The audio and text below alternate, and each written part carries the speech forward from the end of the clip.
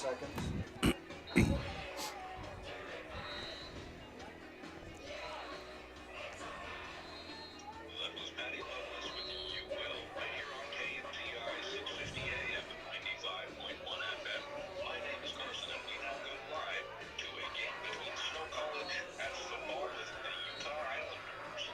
Roll it. Go back and roll the intro. It went to, I'm seeing camera one.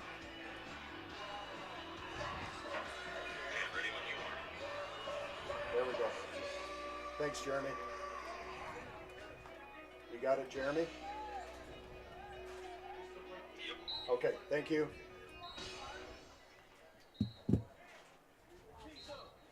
Okay, thanks, Ira. I'm watching it. I'll be ready to roll. Hit me with the mic when the field comes up.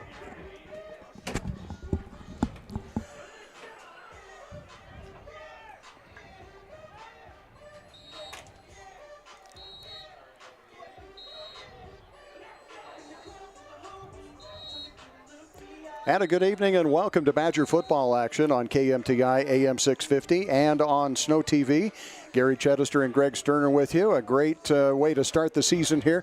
Greg, I feel a little disadvantaged. You've already got 2 games under your belt, right. Covering Manti High School.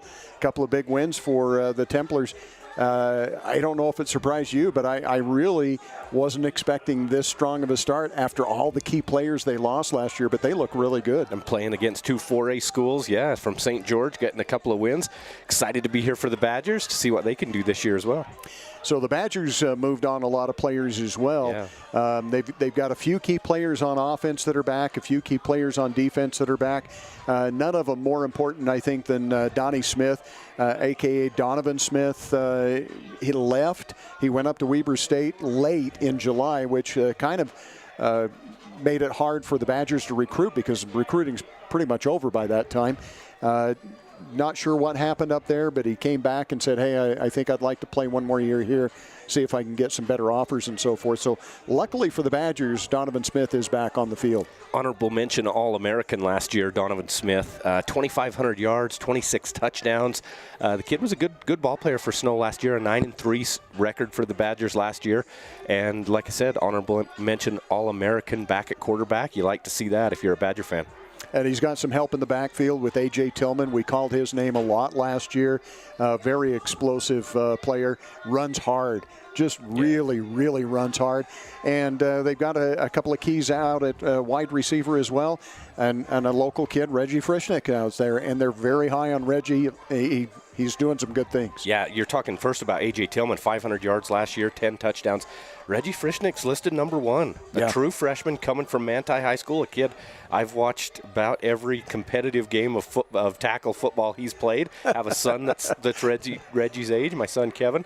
And I've called a lot of his games on the radio for Manti High School. Excited to call him over here, playing where his dad played here at Snow College. Well, his dad came over here as a wide receiver. He ended up moving to tight end, and apparently they talked about moving Reggie to tight end, and they decided, no, this kid's way too athletic. We're going to leave him out on the edge. Wow, yeah, that's neat. And to be listed number 1, like I say, true freshman. That's pretty fun. I know, obviously a lot of our local listeners here in the Sanpete County area would be very interested in that. So. Well, and in the pregame show coming up here with head coach Zach Erickson, we're going to talk about some of the locals. There's a North Sanpete player here, a Juab player, a couple of Manti players, and that's exciting. I love it when we can get some local kids here and give them a chance to have an impact. Yeah, and not just throwing them a bone. I mean, they these are earned good every bit of it. Yep. All right, so we are going to take a 2-minute timeout. When we come back, we will come back with the this pregame interview with head coach Zach this Erickson year, of the Snow I'll do College my Badgers. And we'll do that right after this. This school year will be different. This year, I'll do my assignments. On time. I will listen to my teacher. I solemnly swear. I won't eat any glue. I'll do my homework every night. Every night. Research? No problem. School, I got this. This year will be different. Visit Centricom.com to power your education with the best internet experience. everyone succeeds with School to the Power of Centricom. We are all part of a team. Whether you are the quiet hero or the newest recruit, the steady anchor or the moral support, your team needs you. At Intermountain Health, Sanpete Valley Hospital, we want to be part of your team. Partner with us on your health and continue to be a game changer for your teammates. At CVMC Medical Clinics, our growing team of physicians and advanced providers are shaping what rural healthcare can be. With an array of specialties available in world-class orthopedic medicine, our footprint is always expanding to ensure our personalized approach is reaching as many as possible. Familiar faces and expert knowledge, all of our locations can offer your family full-spectrum care in one place. Available in Nephi, Santaquin, and Fountain Green. CVMC is the place where healthcare is made personal. Want to save money on your internet bill? Who doesn't? You now can save big with a new referral program from MTCC. You can now get a $5 monthly credit for each of your friends who sign up for Fiber Fast Internet or MTCC TV for as long as they remain a customer. Get 10 friends and you get a $50 credit every month for as long as they remain a customer. Now that's savings. Visit manta.com/bringafriend or call or text 435-835-2929 for details. Some restrictions apply. MTCC, connecting your life since 1907. If you've ever ridden an ATV,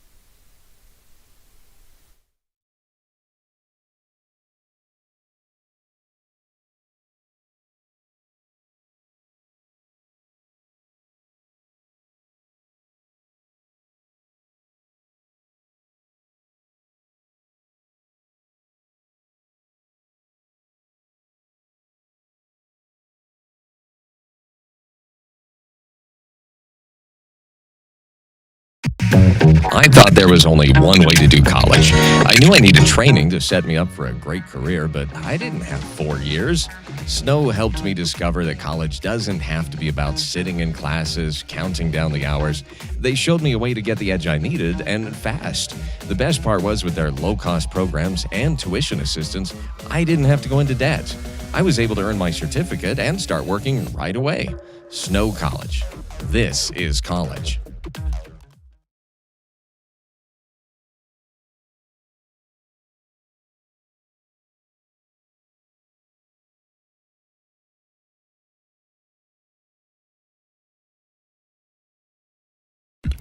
Welcome back to the pregame show with head coach Zach Erickson of the Snow College Badgers. The Snow College pregame show is brought to you by Snow College, where you can get a quality education that's affordable and fun. For more information, go online to snow.edu.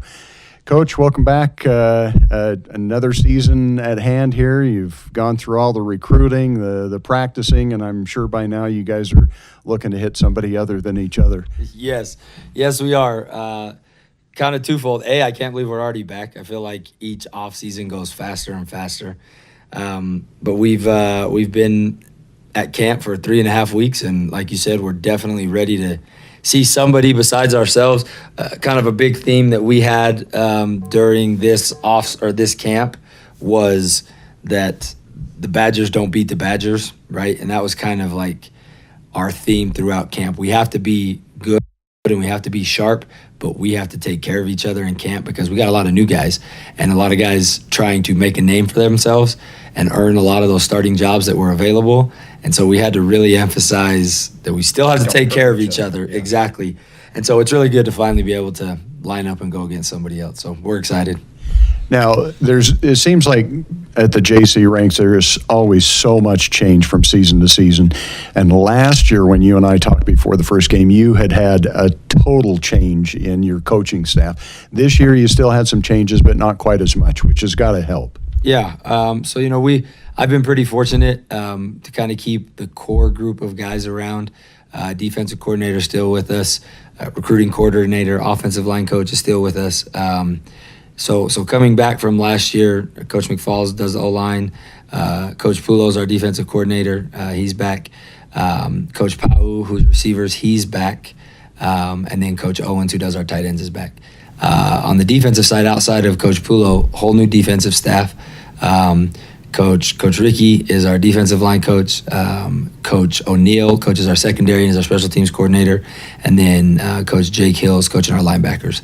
So those are all new guys on defense. And then one addition to our offensive staff is Coach Matt Beecher, who used to be here with us. He started his career trying out for our football team. That didn't work out. So then he became a student manager for us. And he was actually one of the student managers here. We went to the national championship. And then transferred to BYU, started off in equipment, and then worked his way up to being a student manager a student coach and working with the offensive line up there at BYU the last 2 years. And then we were able to, once he graduated, we were fortunate enough to be able to hire him back, and he was ecstatic to get here. So new staff that way. We've been able to get pretty much on the same page pretty quickly as far as the staff goes. And then kind of like you said, lots of change in junior college football. Our roster is no different. This year, I think we're pretty much done. Well, even last year, we talked about this last year, I remember, that we were pretty much done with COVID holdovers, right? Normally, you only have guys at JUCO for 2 years. Some of those random few will redshirt, you'll get them for 3. When we had the COVID year that didn't count, we had a lot of guys for 3 and some for 4. And so in some of those cases, we had guys that had their jobs locked up and were ready to go. Coming back into this year, on the defensive side of the ball, we have one linebacker returning. We have one defensive lineman returning. If you count Caden, 2. So Brian Cuthbertson, who started last year, first team All-American. And, Caden played. But as far as, starters. So we had Brian come back. We had Solo Longy come back on the defensive line. And then in the defensive backfield starters, we had Brooks Esplin. And then we had some other guys that had some time, Ty Smith and Jake Anderegg and Cam Amalis. Those guys all played. And then on the offensive side, starters, we had DJ Overstreet at one receiver. That was a starter for us. We have AJ Tillman, our running back. We have Nate Vifinkel, our left guard. And that was it until we kind of fell into our quarterback showing back up with Donnie. And so 4 offensive starters. Other than that, we had a whole bunch of jobs that were up for grabs. And so we had quite the camp. We did more live practices this camp than I've ever done in my life. And surprisingly, we had one season-ending injury our first day doing our conditioning test. We were just running back and forth 10 yards, and a kid tore his ACL. But in practice, we've had some bumps and bruises, but nothing that will keep guys out, which is amazing. It's almost counterintuitive to think, all right, we're going to bang heads more, but we actually had less injuries than we've ever actually had. And so we needed that because we needed to know who could play. And so in those live segments, we were able to kind of really get dialed in. And I would say 97% of our jobs are pretty much locked up as we're going into this first game. There's still some question marks at a couple places that, over the course of the first couple weeks, we could see some guys rotating in and trying to win jobs. And as guys get healthy and come back, we're going to hold out a couple of starters this week because they just got a couple bumps and bruises. And they could play. They 100% could play, but we're just being cautious with them, and we'll keep them out this first week. And but it's gonna be a whole new team out there. I mean, for the most part, like I said, those handful of names I think are the names that people will remember. But there's gonna be a lot of new names, a lot of new faces as we take the field Saturday.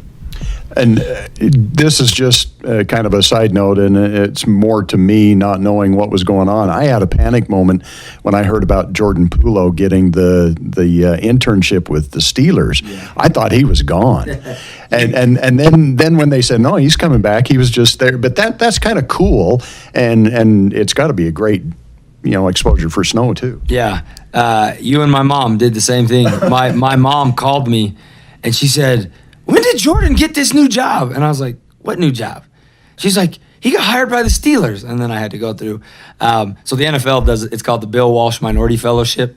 And so you apply, high school and college coaches can apply for that fellowship. And it's very difficult to get selected. As you can imagine, lots of people apply. And but yeah, Jordan got selected for that minority fellowship with the Steelers, and he got to go spend all of training camp through their first preseason game with the Steelers.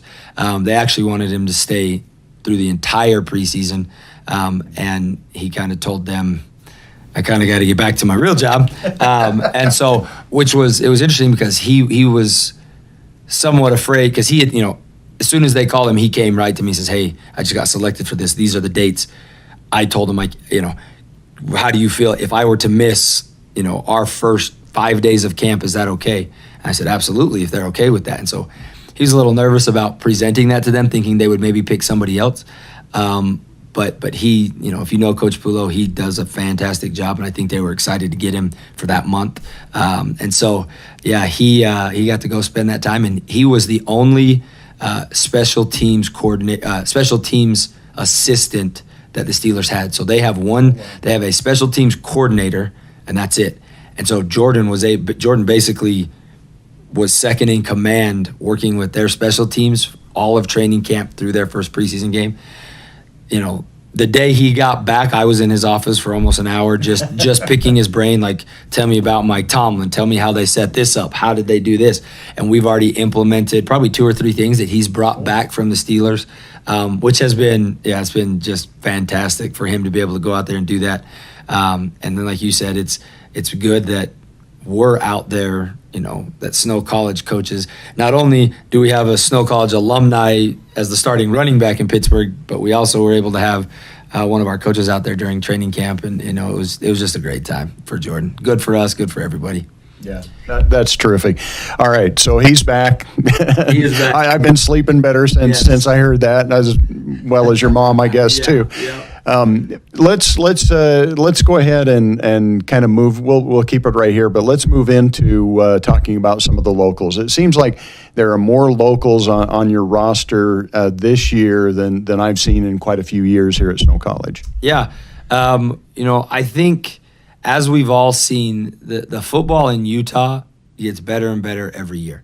As we do recruit nationally, it's always funny to hear guys argue that their high school football, their state's high school football is the best high school football. And I think there's probably some consensus, right, of the best playing high school football states in the country. Whatever order you want to put Texas, Florida, Georgia, California, however you want to put those in. I've coached high school football in Texas. I've coached high school football in Utah. I've recruited high school football players nationally. I would jump up and down on the table that Utah probably is in that top 5 now. When I played high school football back in early 2000s, probably not. But in 2024, I would dare say that Utah high school football is probably in the top 5 in the country, maybe 6. Wow. And to that point, I think that's what's happened with what we've been able to do locally. There's been a lot more local talent that has jumped out. We've got, I think, 6 or 7 guys from, Nephi to Manti, and right here in between, and so these handful of guys. We got Cole Mickle from North St. Pete. We've got Keegan Hall up there from Juab, like I said. You got Court Moon. You've got a handful of these other guys that are here that we're excited about, guys that you'll probably see on the field.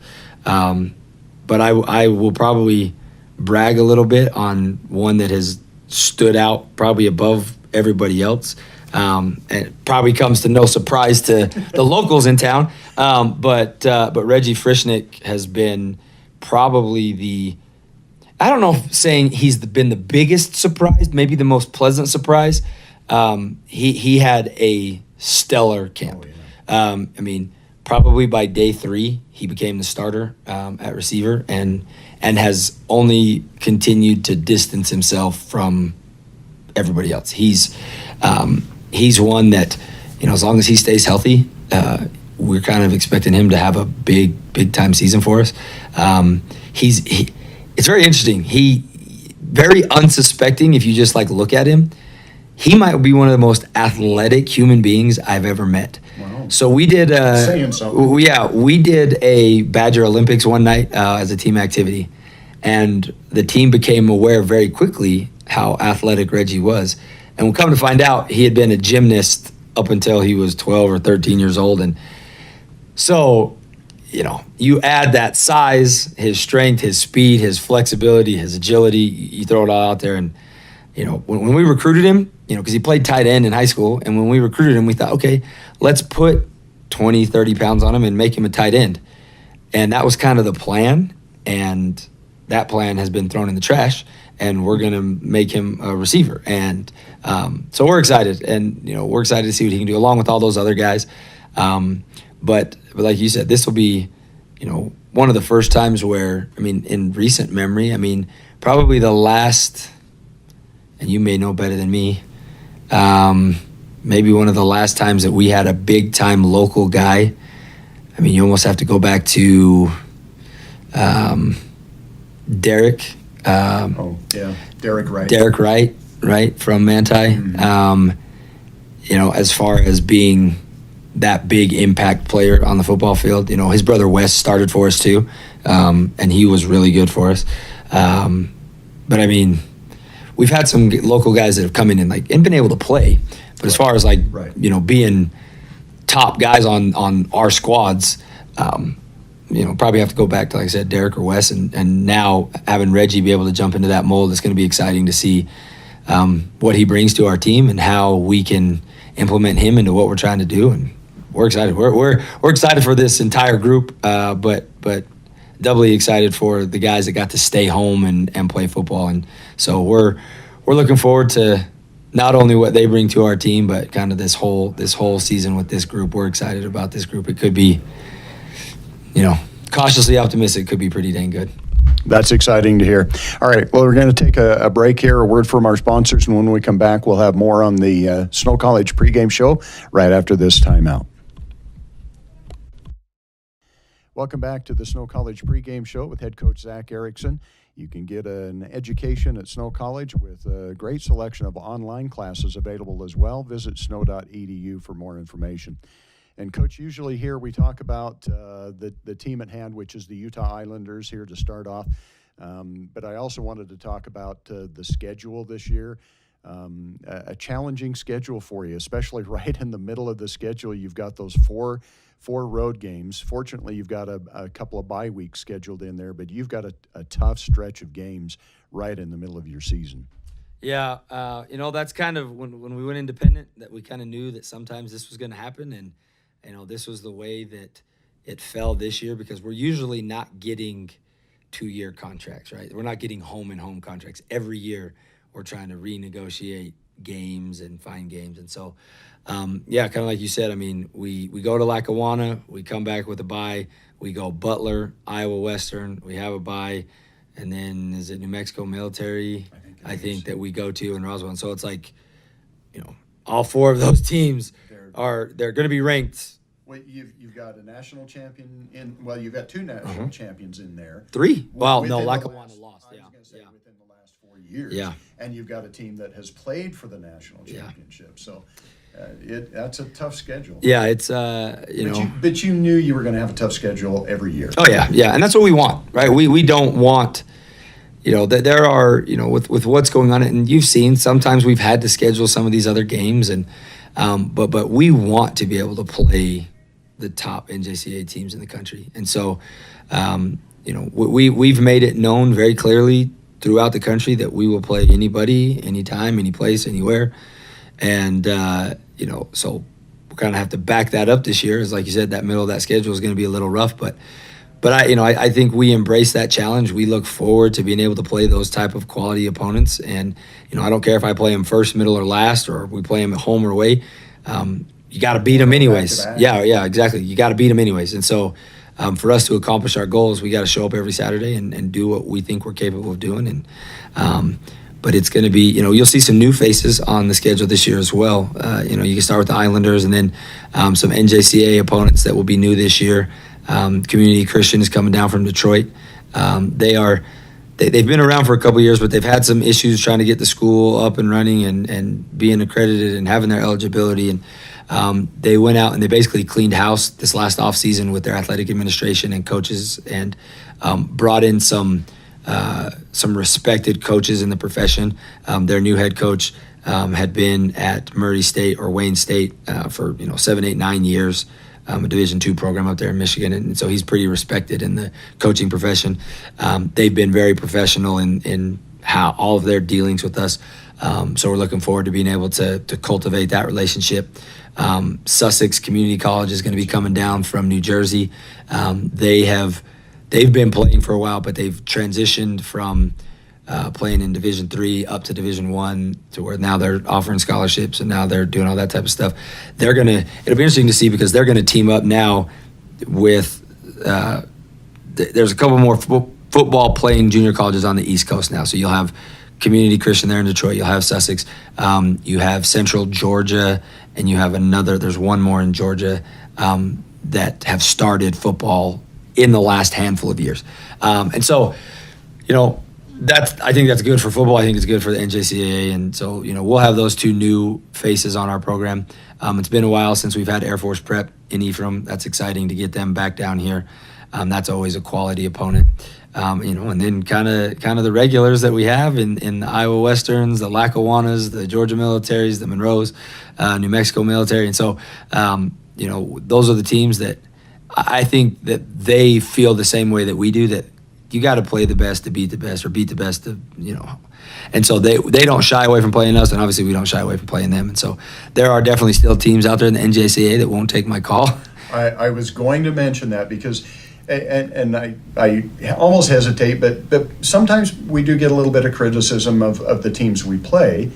But you've made the offer to play anybody. You mentioned that, and you've said it ever since you've been head coach. Yeah, yep. But I'm glad you brought that up. There are some teams that just will not play it. Yeah, they won't. And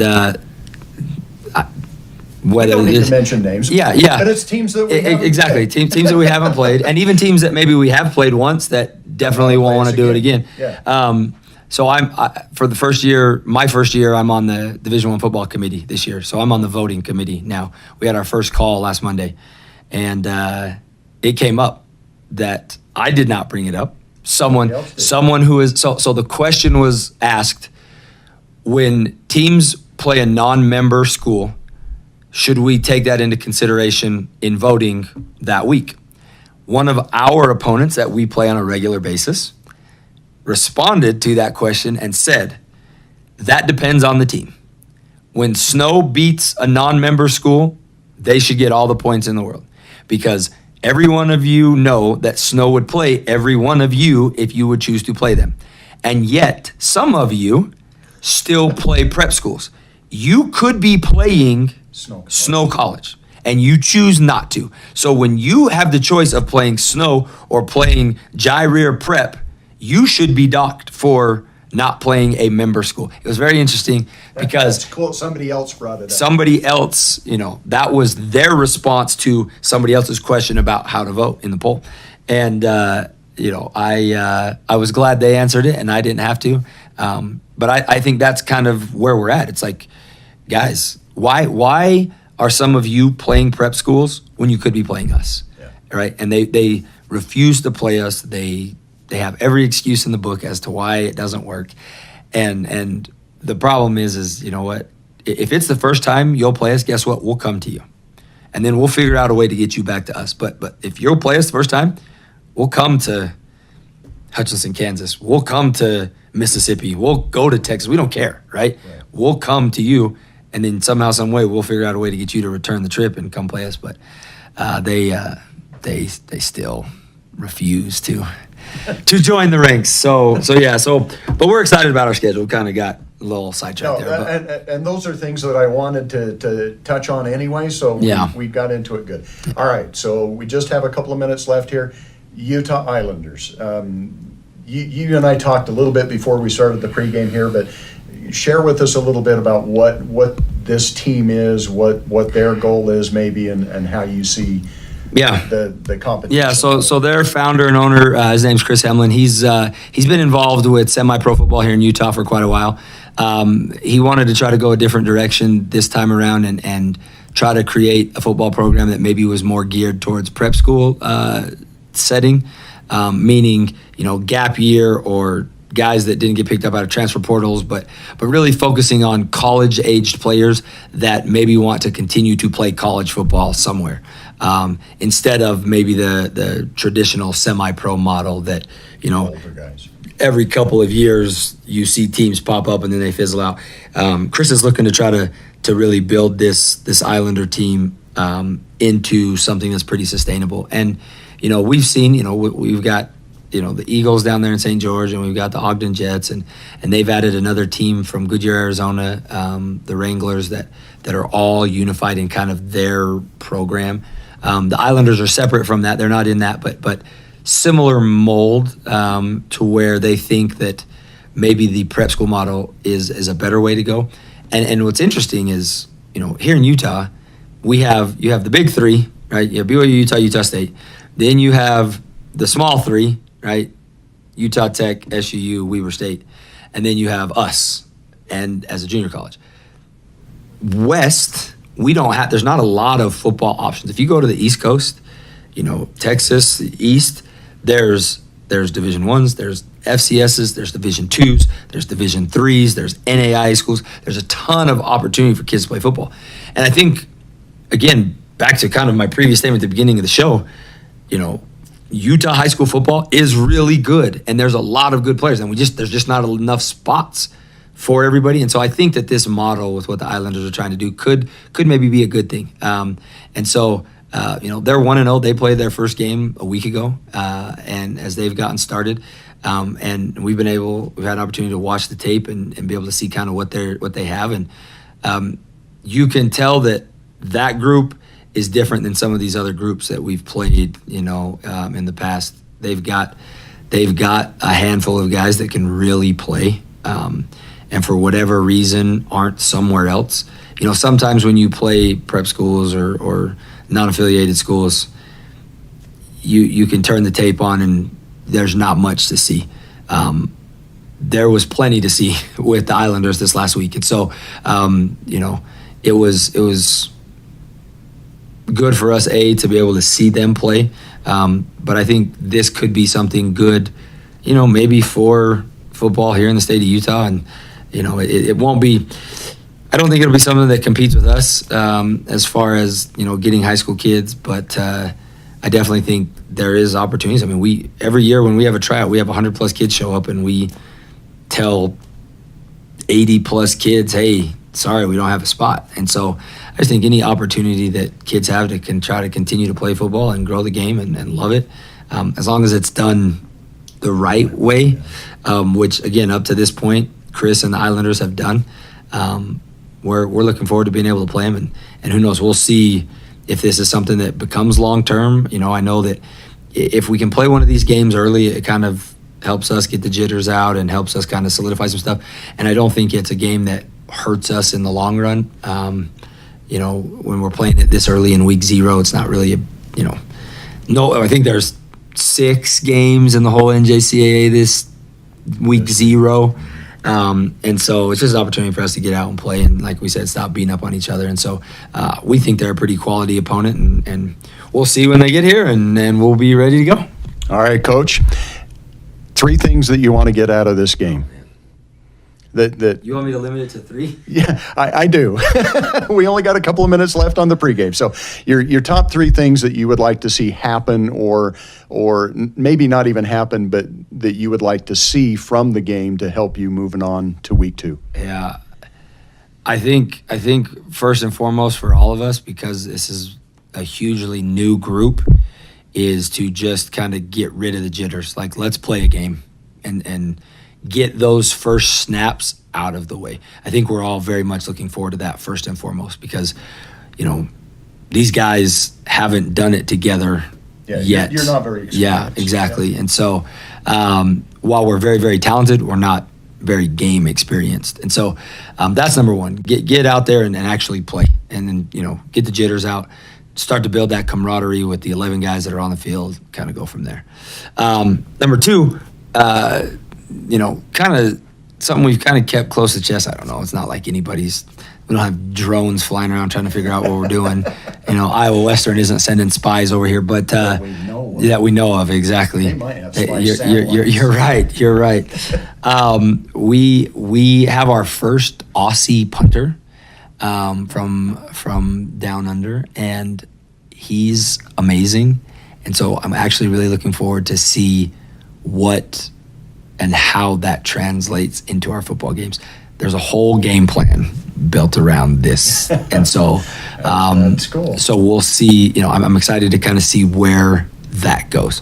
And then lastly, I think we're just, we want to see, as a coaching staff, use this as a measuring stick and see, okay, what we saw in camp, does it translate over into games? And can they do what we think they can do? I think for the most part, we're going to get a lot of confirmation. I think I'm very confident in my staff's ability to, evaluate the players that we have on our roster. And so I think we're going to get a lot of confirmation for what we think can happen. But at the same time, you just never know until it happens. And so, hopefully seeing guys do what we think they can do will be that third and final thing. And hopefully, like we said, we're talking Saturday night after we've won, and get ready to look forward to the next one. All right, Coach, good luck to you, and we will talk to you after a Badger win on Saturday night. Sounds good. Thanks, Gary. All right, we'll be back with more on the pregame show right after this timeout.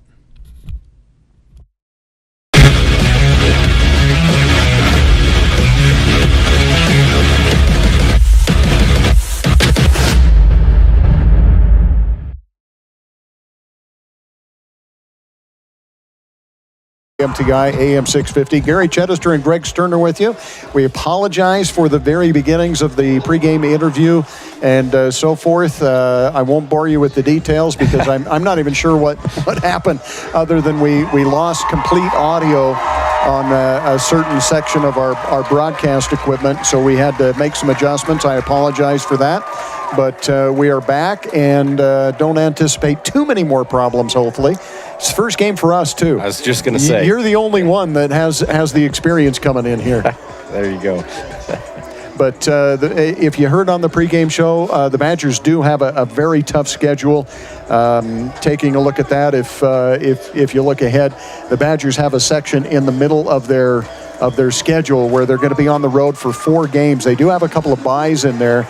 But they're going to be facing some very tough opponents. Number 1 team in the nation, Iowa Western. They are back-to-back national champions, and the Badgers will be playing them in October. The month of October is going to be tough. And starting at the end of September, you've got Butler, which is always a good team, a team that the Badgers lost to twice for the national championship, playing up at Rio Tinto Stadium. Actually, it was Rice Eccles at that time. You've got Iowa Western. You've got a bye, fortunately, and you've also got Lackawanna in there as well. So you've got Lackawanna, a bye, Butler, Iowa Western, a bye, and then Pacific Northwest Christian. But none of those two military institutes. You got Georgia, and New Mexico that are always tough games as well. Exactly. Yeah. So it's a good schedule. I liked how Coach Erickson talked about the fact that they want to play a tough schedule. They don't want to play all these little prep schools in the middle of their season. It's getting other people to come and play them. And I like how he talked about that and that other schools were defending them in the preseason talks with the other schools, saying, go play Snow. Go play them. Don't play these prep schools. Go play Snow College. They'll come out to your place and then figure out a way to get you back here. So the Badgers did not win the coin toss. Utah Islanders won the coin toss, and they elected to go for the second half. The kickoff is going to be taken by the Badgers. I believe that, well, I'm not sure. We'll have to check, but it could go for 6. It's a foot race down the sidelines. Nobody is going to touch the Badgers, and that's going to be a return for a touchdown. And it looks like it is B.J. Inman. Is that number 4? No, it's not 4. We're all trying to get it here. Oh, man. The orange on the blue. And he is hiding his number. Is it 6? 6. Well, we don't have a 6. 8? That's hard. Shandon King. That makes more sense. Okay. Yeah, Shandon King. That's who we're going to give it to. Sophomore wide receiver, 6'2", 180, and he has some wheels going up the sideline. Got a couple of blocks there around the 30, 35-yard line or so, and then did everything else himself after that. So we're going to give it to Shandon King on the kickoff return. Unofficial on how many yards. We'll see if that comes up here. See if they got it. The extra point is up and good, and the Badgers that quickly lead it 7-0 after just 14 seconds. We'll take the opportunity for a timeout and a word from our sponsors right after this. If you've ever ridden an ATV, you know how much fun they are. They're helpful for small jobs, too. Our credit union is your first stop for an ATV loan. Since we're member-owned and not-for-profit, it's a smart stop to make. Utah Heritage Credit Union, your local credit union, federally insured by NCUA. Online at utahheritagecu.org. We belong to you.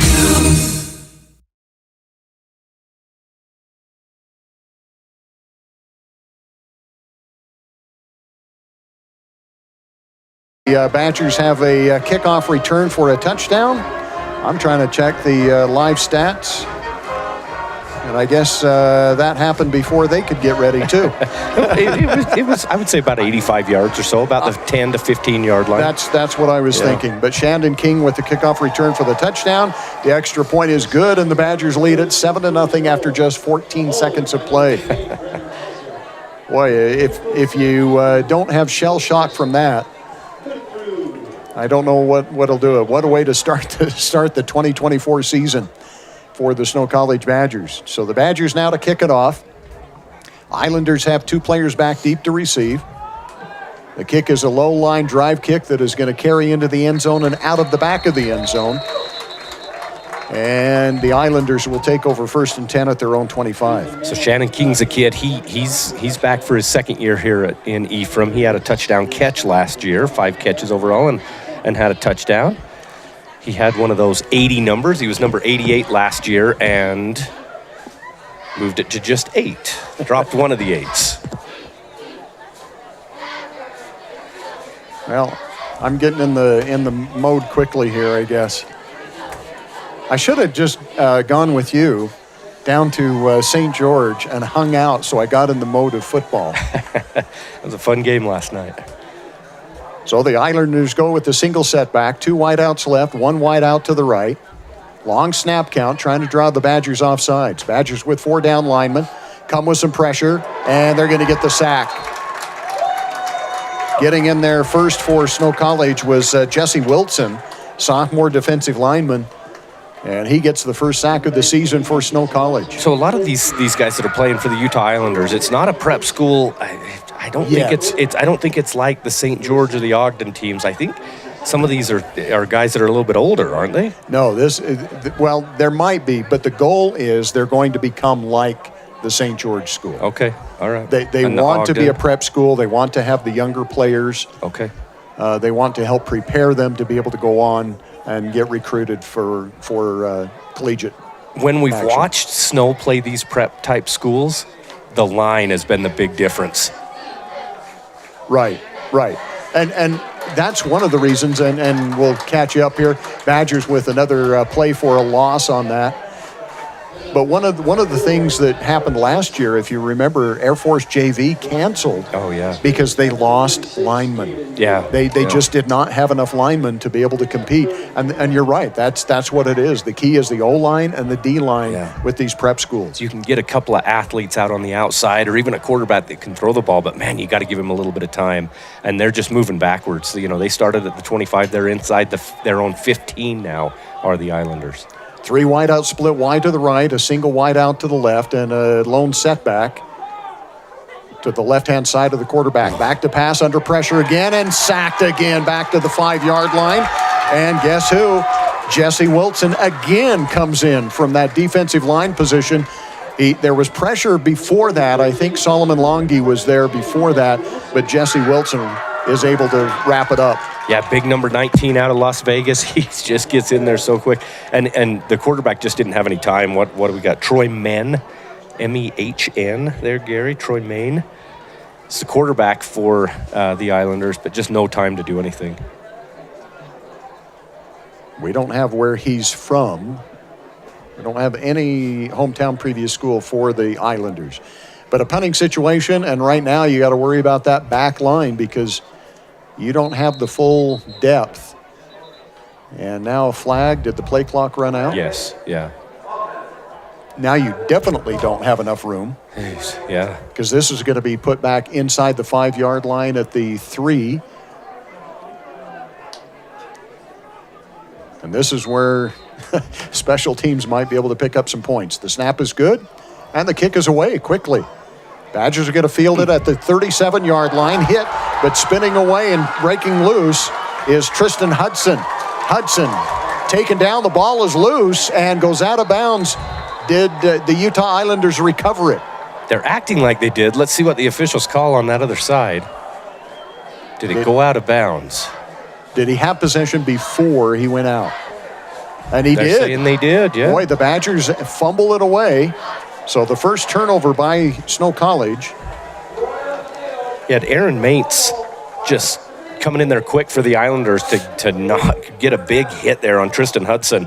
And he was able to get away from it. Hudson did a good job to get away from that, but then that second big hit after about a 10, 15-yard return was able to jar the ball loose. And you're going to see where they're going to start right where they started last time, right back at the 25. I was going to say that. Is that kind of the definition of irony? Yeah.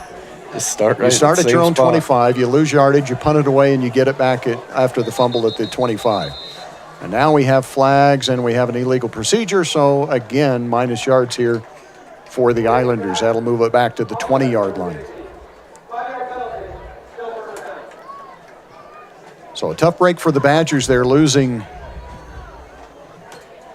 losing the turnover. They would have had really good field position, but losing the fumble, turning it back over to the Islanders. 2 wideouts left, 2 wideouts right for men, the quarterback. Hard snap count, Badgers don't jump. Quick pass out in the flats, trying to spin away, no gain. Well, yeah, no gain. Looked like he fell forward, but they say he was down first, and it's right at the line of scrimmage. It'll be 2nd and 15. So when your quarterback doesn't have a lot of time, you're going to throw those quick little screens like that, and you try and get the ball to the outside. It's almost an extension of the run game. The problem you've got, you'll have one blocker out there. He'll pick up one guy. You got to make one guy miss to make anything happen with that, and the Islanders weren't able to do that. Good tackle by the Badgers to bring him down for what they say, no gain there. Yeah, no gain. Out there defensively for the Badgers, Titan Saxton is one of the defenders. Back to pass, quick pass over the middle, and the pass is dropped. That would have been a gain of 5 or 6, but right in and out of the hands of the intended receiver. That looked like Keenan Iono. Yeah, that definitely would have been the best offensive play so far for the Islanders. That'll bring up 3rd and 15. Like you say, if you don't have time, if your quarterback, especially when the Badgers aren't even needing to bring a blitz, just with those 4 defensive linemen getting so much pressure on the quarterback. So what do? You try another quick pass. That was a good play design by the Islanders. Just gotta convert. Badgers have a whole new defensive line in there. Junior Kafusi is out there along with Colin Lewis on the defensive line. Empty backfield now. Maine throws the pass out in the flats. Hit, stays on his feet though, now goes down. Good job defensively out there for the Badgers is Mamio Williams Jr. Was the first one out there. That's going to be a loss of yards again. I've talked about it for years, Gary, doing these games with you. You come from high school games, and then you come to these college games, and the violence of the hits. It always kind of shocks you right at the first of the season. Boy, there was a big hit right there, and he did a good job. Keandre Blanco for the Islanders did a good job to get away from that big hit. Fair catch is signaled for by Snow College, and it's taken by Tristan Hudson. And the Badgers will take over 1st and 10 at the 46-yard line. So 2 3-and-outs there by the Islanders. Good job by the Badger defense to do what they want to do. Try and a 3-and-out is about as good as you can get other than a turnover. So good job by the Badger defense. So the first time the offense is on the field, and they come on the field with a 7-point lead. Yeah. So we get to see Donnie Smith, a.k.a. Donovan Smith from last year. Goes by Donnie this year. A.J. Tillman in the backfield. Badgers go with 2 wideouts, split wide to the right. Reggie Frischnick on the left side. And Donnie hands it off to Tillman. No, it's a play action going deep for Reggie, and it's over his head, incomplete. Looked like might have been a little confusion that time. It looked like Reggie kind of went to the inside. The pass was thrown way to the outside. Either confusion or it was supposed to be like a post corner, because it looked like Reggie was running a post, ran into the defender, and whether he was supposed to come back on a corner route after that post or if he was just running a post. Donovan Smith thought he was running a corner. So it'll be 2nd and 10 from the 46-yard line. Donnie this time does hand it off to A.J. A.J. breaks a tackle. A.J.'s got the first down. Good blocking up front there on that left side for the Badger offensive line, and A.J. Tillman hit that hole hard. Big offensive line. Nate Weifinkel is back for the Badgers, plays that left guard position. So a first down for the Badgers at about the 34-yard line. Smith back to pass, looks to the right, throws. Had the tight end out there, but it's too tall, incomplete. Intended out there for Caden Eggett. Yeah, just like you said, just a little bit too tall. Eggett's a big kid there. What are we listing him at as far as size? Because he's got a lot of size. 6'3" and still over his head. But good tight end size, 6'3", 240 for Eggett. That's kind of a tough pass, too. That is looking right back into the sunshine there. The shadow's starting to work across the field, but the sun is going to be a factor here for a while. Checking in late is Shandon King. He goes split wide to the right. The Badgers go with 3 wideouts right. Reggie to the left. Hand off to Tillman once again. This time, the Islanders are right there, and they hit Tillman at the line of scrimmage. driven back and never does go down. Oh, that's ridiculous in my opinion, but Badgers are going to get a late hit. George Phillip was trying to wrestle the ball loose, and he was going after the whistle. Finally, one of the offensive linemen for the Badgers pushed him away from Tillman, and then the Badgers get called for the flag. Yeah. A little bit of emotion out here in the first game, but yeah, Phillip George, it's 5'10", 250 bowling ball out there at defensive line, and he hit A.J. Tillman like a bowling ball. So 15 yards, it's going to bring up a 3rd and 25, right? Yeah, 3rd and 25. After the play, yeah. So the play stands. Move it back to the 49-yard line. So the Badgers special teams picked up the first points of the game on the opening kickoff return for a touchdown. Then the special teams fumbled the ball, gave it right back to the Islanders. This is the first possession by the offense, and they're going the wrong direction as well. Yeah, a couple incomplete passes, one good run. A.J. Tillman had about 12 yards up the middle, but other than that, Badger offense not looking that great so far on their first drive here this season. DJ Overstreet in the slot to the right. Frischnick in motion from left to right. That overloads the right side. Screen pass is going to be thrown to Tillman. Tillman breaks one tackle and picks up about 9 yards. He's going to be taken down at the 41-yard line. So a pickup of 8, and it's going to bring up a 4th down. The Badgers, I think, will probably go for it here. Yeah, he might have 4th and he long. might have had a little bit more room, but good job there by what do we got? Robert Russell coming up from behind for the Islanders to take him down. He might have had another 5-6 yards if not. 2 wideouts right. Frischnick to the left once again. A.J. Tillman in the backfield with Donnie Smith. A.J. moves from the left to the right of Smith on 4th and call it 16. Donnie right over the middle. Got the big tight end. It's going to be short of the first down. But a nice pass and catch to Caden Eggett, who we mentioned before, out of Davis High School. Yeah, just about a yard short, though, there. Good job by Eggett to pull that one in. Maybe needed to go just a little bit deeper there to be able to get that first down, but gives the ball back to the Islanders. They did what they needed to do here on a short field to get the ball back to their offense. So they'll start 1st and 10 at their own 26-yard line. And this is the 3rd possession already for the Utah Islanders. 8:27 remaining here in the first quarter. Split backfield. One on either side of Maine. Maine hands it off. It's a deep retreat into the backfield, and the Badgers come up and make the play there. Looks like Lucas Rowell comes up to make the tackle. You had Mytyra Brown also chasing him out there. I don't know that it was supposed Brown. to. You're right. Yeah, I don't know that it was supposed to belly quite that far back, but Snow did such a good job just keeping that outside contained, making him go further and back, trying to get the edge, and good pursuit by the Badger linebackers. Too bad we don't have any stats here, but I don't think the Islanders have positive yards yet. Yeah, no. Badger defensive line shifts from right to left. 3 wide out, split wide to the right. Maine with a hard snap count again. Now back to pass. Throws got a man out there, and it's going to be a catch. A gain of about 8 or 9 yards out to the 20-yard line. Good play there by the Islanders. 30-yard line, excuse me. Yeah, good play there by the Islanders. Good timing by the quarterback and the receiver there. I think Dondre Randolph is big, tall receiver, 6'3", 208, so good size for him. Big 3rd down here for the Islanders. A chance to pick up their first down of the game. That was Ty Smith out there for the Badgers on defense. 3 wide out, split wide to the right. Maine again, a hard snap count. Flag on the play. Badgers might have been offsides. Maine is going to be sacked, and coming through on the sack is Solomon Langi. But is it going to be offsides? Number 92, Solomon Langi.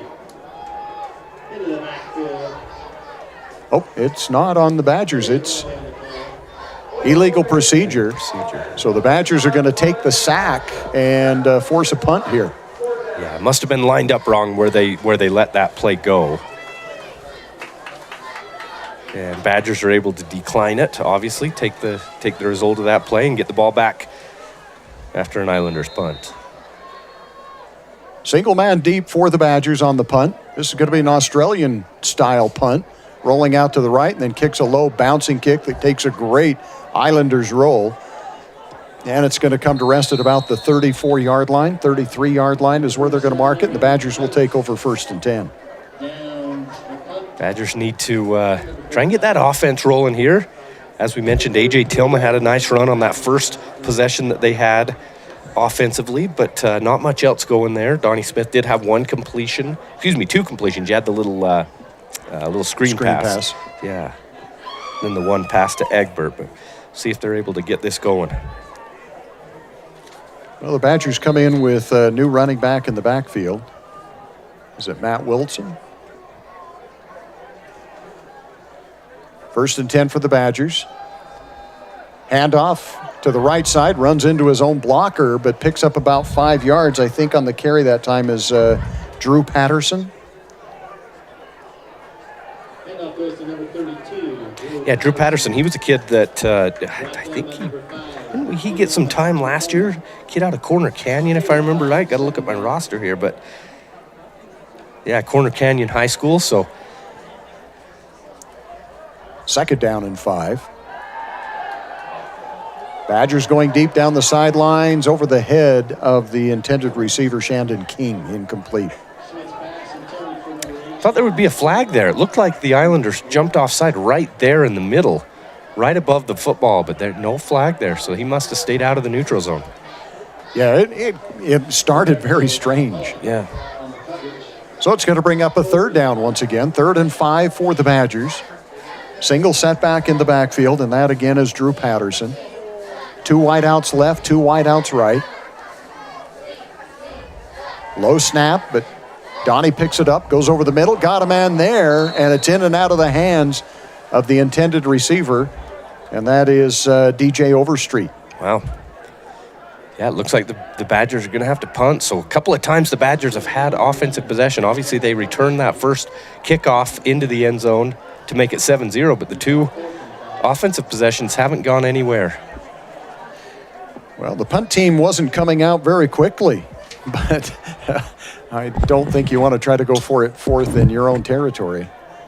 But now the Badgers do have an Aussie-style kicker here on the punt team as well. So we'll see how this goes, see if the Badgers try anything on the first game of the season in special teams. Nope, straightaway kick. It's going to be a high end-over-end kick. It's going to take a Utah Islanders bounce and come to rest at about the 25-yard line. Good job by Cole Mickle, North Sanpete boy out there on special teams that downed the ball. Yeah, he was a good player for North Sanpete for quite a few years. I think they listed him as the 3rd string at defensive end, 2nd string maybe. So another one of those kids locally that you and Zach Erickson had a chance to talk about in the pregame show. That was kind of fun to hear him talk about these local kids and how excited he was by Reggie Frischnick and Cole Mickle and Dallin Sweat. And actually, he went into more detail after.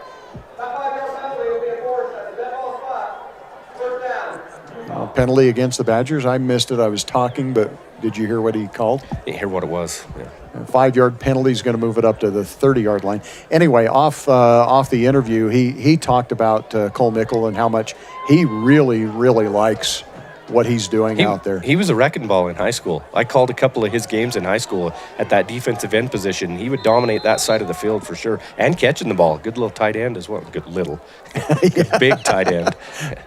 1st and 10 for the Islanders. Hard snap count. Maine under pressure again. Tries to get away. Flushed out of the pocket. Gets to the 30, the 35, and comes down at about the 36-yard line. Nice run by Mickle. Pressure out there for the Badgers by K.J. Fisher. Yeah, that play broke down. Looked like he was going to be stopped in the backfield again, but a good athletic play by the quarterback to get out there. About 7-yard gain out to the 37. So it'll be 2nd and short for the Islanders. Islanders go with 1 wide out, split wide to the right, or to the left, 2 to the right. Again, Troy Menn, the quarterback. Hard snap count. The Badgers come on some pressure. Men steps up, breaks a tackle, picks up the first down for the Utah Islanders as he gets out to the 42-yard line. All on the feet of the quarterback. He's taken a couple of shots early from the Badgers in the backfield, and he's not afraid to keep running this ball, though. Got to hand it to a kid. Yeah. Well, you see that pressure coming, and if there's no containment, he just found an opening right up the middle and was able to pick up yards on both those last two plays. So it'll be first down for the Utah Islanders at the 42-yard line. 3 wide out, split wide to the left, 1 to the right. On the right side is Keandre Polanco. Man, again, hard snap count. Throws the quick pass out in the flats. Nice adjustment here by the Islanders to get rid of the ball quickly or to run under the pressure. And Keandre Polanco is able to pick up yards.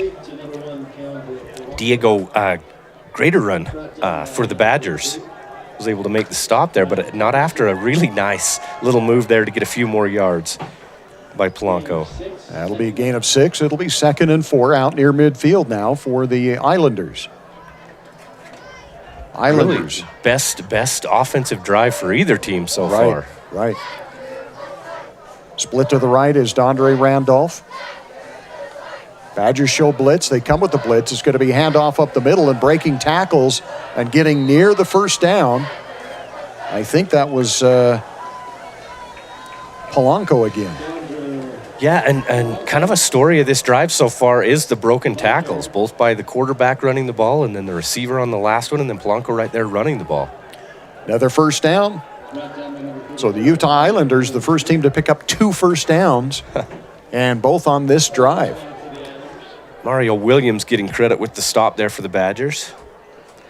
He's a freshman, 6'2", 225. Just good size for a linebacker, just a freshman. Out of Vegas. Well, and a lot of changes with rosters because I don't even have a 57. We've got number 57 in on the outside for the Badgers. Is it 57 or maybe 30? Yeah, it is.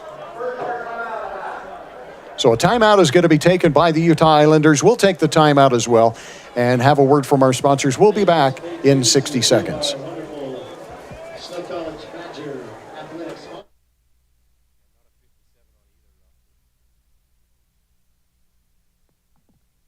This school year will be different. This year, I'll do my assignments on time. I will listen to my teacher. I solemnly swear. I won't eat any glue. I'll do my homework every night. Every night. Research? No problem. School? I got this. This year will be different. Visit Centricom.com to power your education with the best internet experience. Everyone succeeds with School to the Power of Centricom. We are all part of a team. Whether you are the quiet hero or the newest recruit, the steady anchor or the moral support, your team needs you. At Intermountain Health, Sanpete Valley Hospital, we want to be part of your team. Partner with us on your health and continue to be a game changer for your teammates.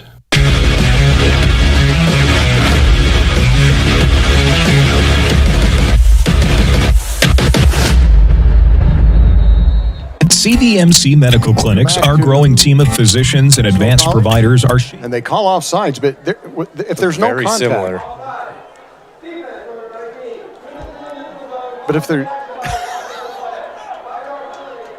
Now, in high school, if you jump off sides, it's offsides. Yeah, the white hat explained something there. I couldn't hear what he said, but...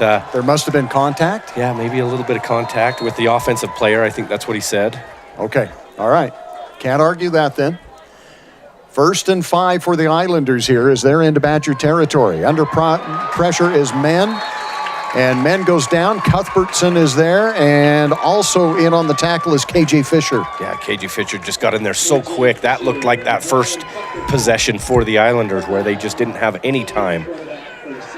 The Badgers have been, those first couple of drives, it didn't look like they needed to bring blitzes. This drive, they've been bringing some blitzes, maybe to try and get some more pressure on the quarterback, where they haven't gotten that on these last couple of plays. So it'll bring up 2nd and 10 as that lost 5 yards back to the 48-yard line of Snow College. Badgers have been doing a lot of shuffling on that defensive line and even in the linebackers. Trip split wide to the left for the Islanders. Play action, wide receiver screen, and there's where the sun, I think, really came into it. Getting ready to make the catch was Ami Tuatonga, and boy, it just looked like he lost it in the sun. Yeah, and they list him as a linebacker, so either he's going both ways or they've changed up their roster a little bit, have the Islanders. But yeah, that's tough, looking right into the sun to try and pull that one down. Probably wouldn't have had a lot going there. There were some Badgers right near him. So 3rd and 10 here. Defense is trying to stiffen up and cause a punt situation here for the Islanders.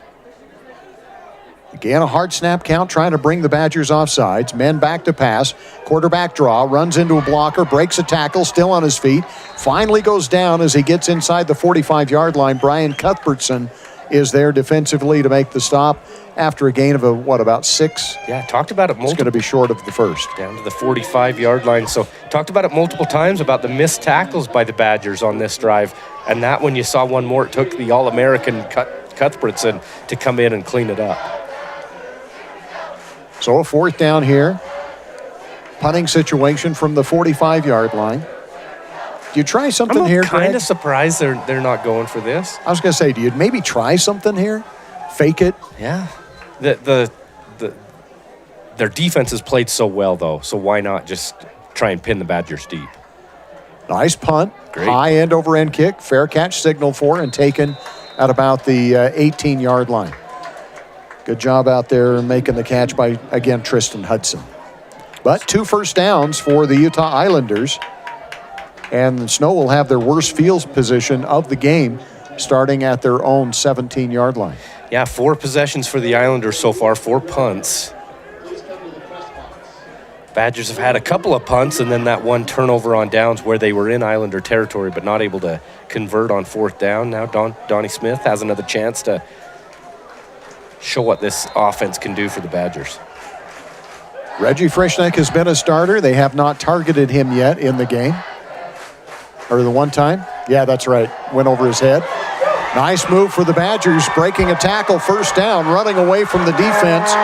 Could go all the way. Matt Wilson dives for the end zone, hits the pylon. No, they say he's out of bounds at the 1-yard line. Needed to go 83 yards to get that touchdown, went 81. But still a great play by Matt Wilson. He showed some wheels there.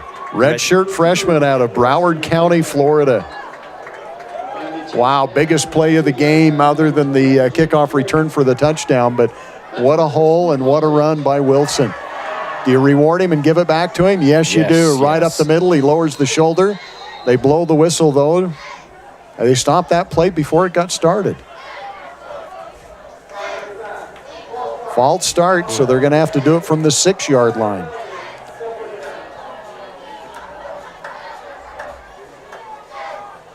Just the 2nd first down for the Snow College Badgers on that long run.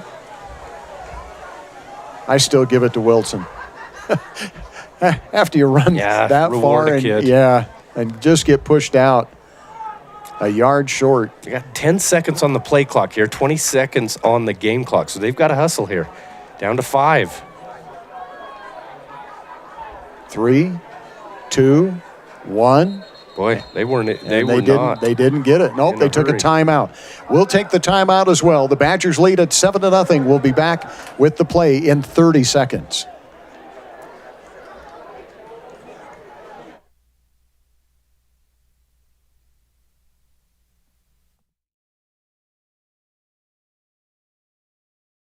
CVMC Medical Clinics, our growing team of physicians and advanced providers, are shaping what rural healthcare can be. With an array of specialties available and world-class orthopedic medicine, our footprint is always expanding to ensure our personalized approach is reaching as many as possible. Familiar faces and expert knowledge, all of our locations can offer your family full-spectrum care in one place. Available in Nephi, Santaquin, and Fountain Green.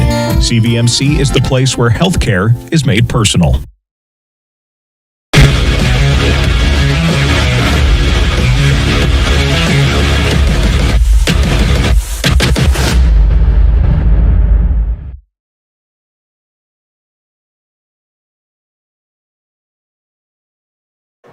Badgers have A.J. Tillman and Wilson in the backfield on either side of Donnie Smith.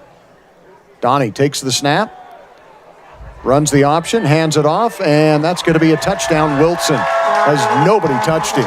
You called it. Give it back to the kid that got you down there on an 81-yard run. Finish it off another 6 yards there into the end zone. First touchdown for Matt Wilson. So the Badgers get 2 touchdowns here in the first quarter. The first one happened after 14 seconds. The second one happens with only 4.2 seconds remaining in the quarter. There you go. The bookends, huh? Yeah. Right at the start, right at the end.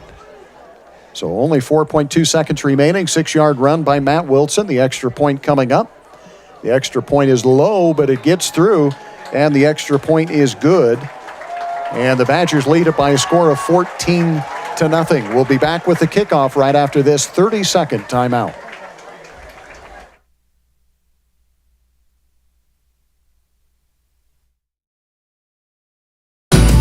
If you've ever ridden an ATV, you know how much fun they are.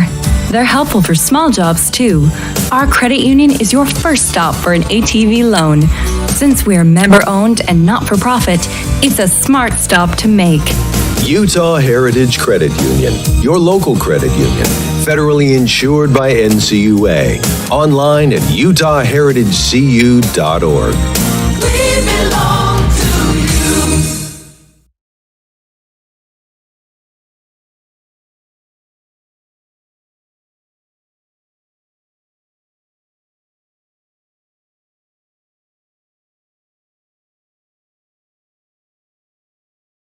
High and returnable from the 1-yard line.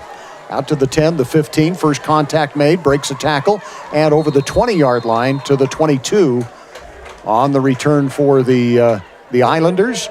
And they will take over first and 10 at the 21-yard line. That is the end of the first quarter of play, and the Snow College Badgers lead it by a score of 14-0.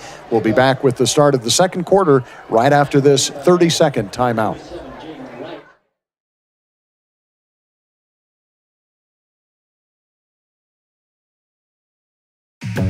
I thought there was only one way to do college. I knew I needed training to set me up for a great career, but I didn't have 4 years. Snow helped me discover that college doesn't have to be about sitting in classes, counting down the hours. They showed me a way to get the edge I needed, and fast. The best part was with their low-cost programs and tuition assistance, I didn't have to go into debt. I was able to earn my certificate and start working right away. Snow College. This is college.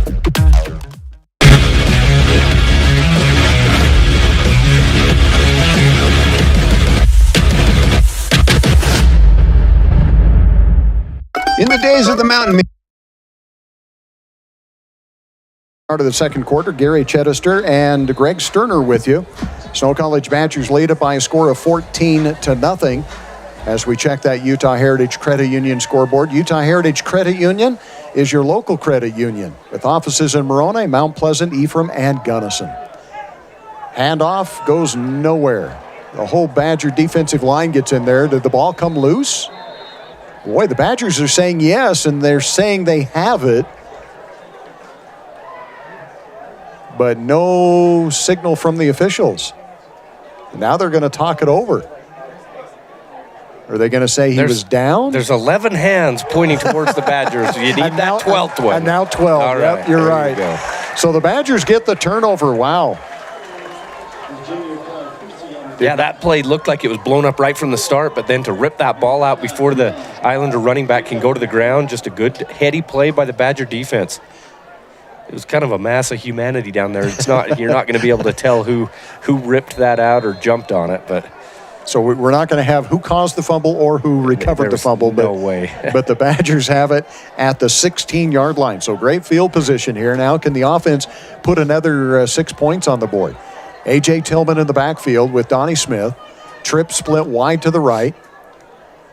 Reggie Frischnick not out there for the first time on offense for Snow College. Donnie back to pass. Goes over the middle. Got a man wide open. And that is about as easy as it's going to get to. Pass goes to the tight end, and the tight end, Caden Eggett, is going to get his first touchdown. Yeah, it looked like one of the Islanders might have had a little, had a lane to go get him, had the kind of the angle to go get him, but Egbert has some speed out there at the tight end position, was able to go around the outside and get into the end zone. So extra point coming up here. Doing the kicking duties for the Badgers is Keaton Rosequist again. On the extra point. So the Badgers make quick work after that turnover. Bad snap, but the kick is up and the kick is good. The Badgers tack on back-to-back touchdowns here very quickly. And we'll take this opportunity for a timeout. We'll be back with the kickoff right after this 30-second timeout. In the days of the mountain men, Cache Valley, Utah became a central gathering place for trappers and explorers. They named it Cache because it was there they would store their goods and come together to trade and connect. This spirit of community continues today at Cache Valley Bank with locations and services throughout Utah, including 3 branches right here in San Pete County. They are Central Utah's financial outfitter. No matter your mountain, they want to see you reach the top. Cache Valley and Central Utah are rooted in grand expeditions. Let's keep that heritage alive together. Discover Cache Valley Bank. Mountains await. Member FDIC, Equal Housing Lender.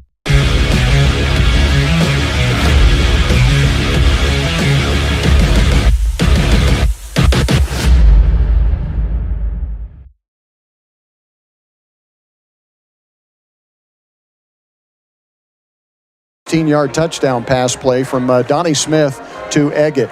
Big plays for the Badgers, right? Yeah. Opening kickoff goes all the way back. He had that 81-yard run by Matt Wilson, and then he capped it off with a 6-yard touchdown run.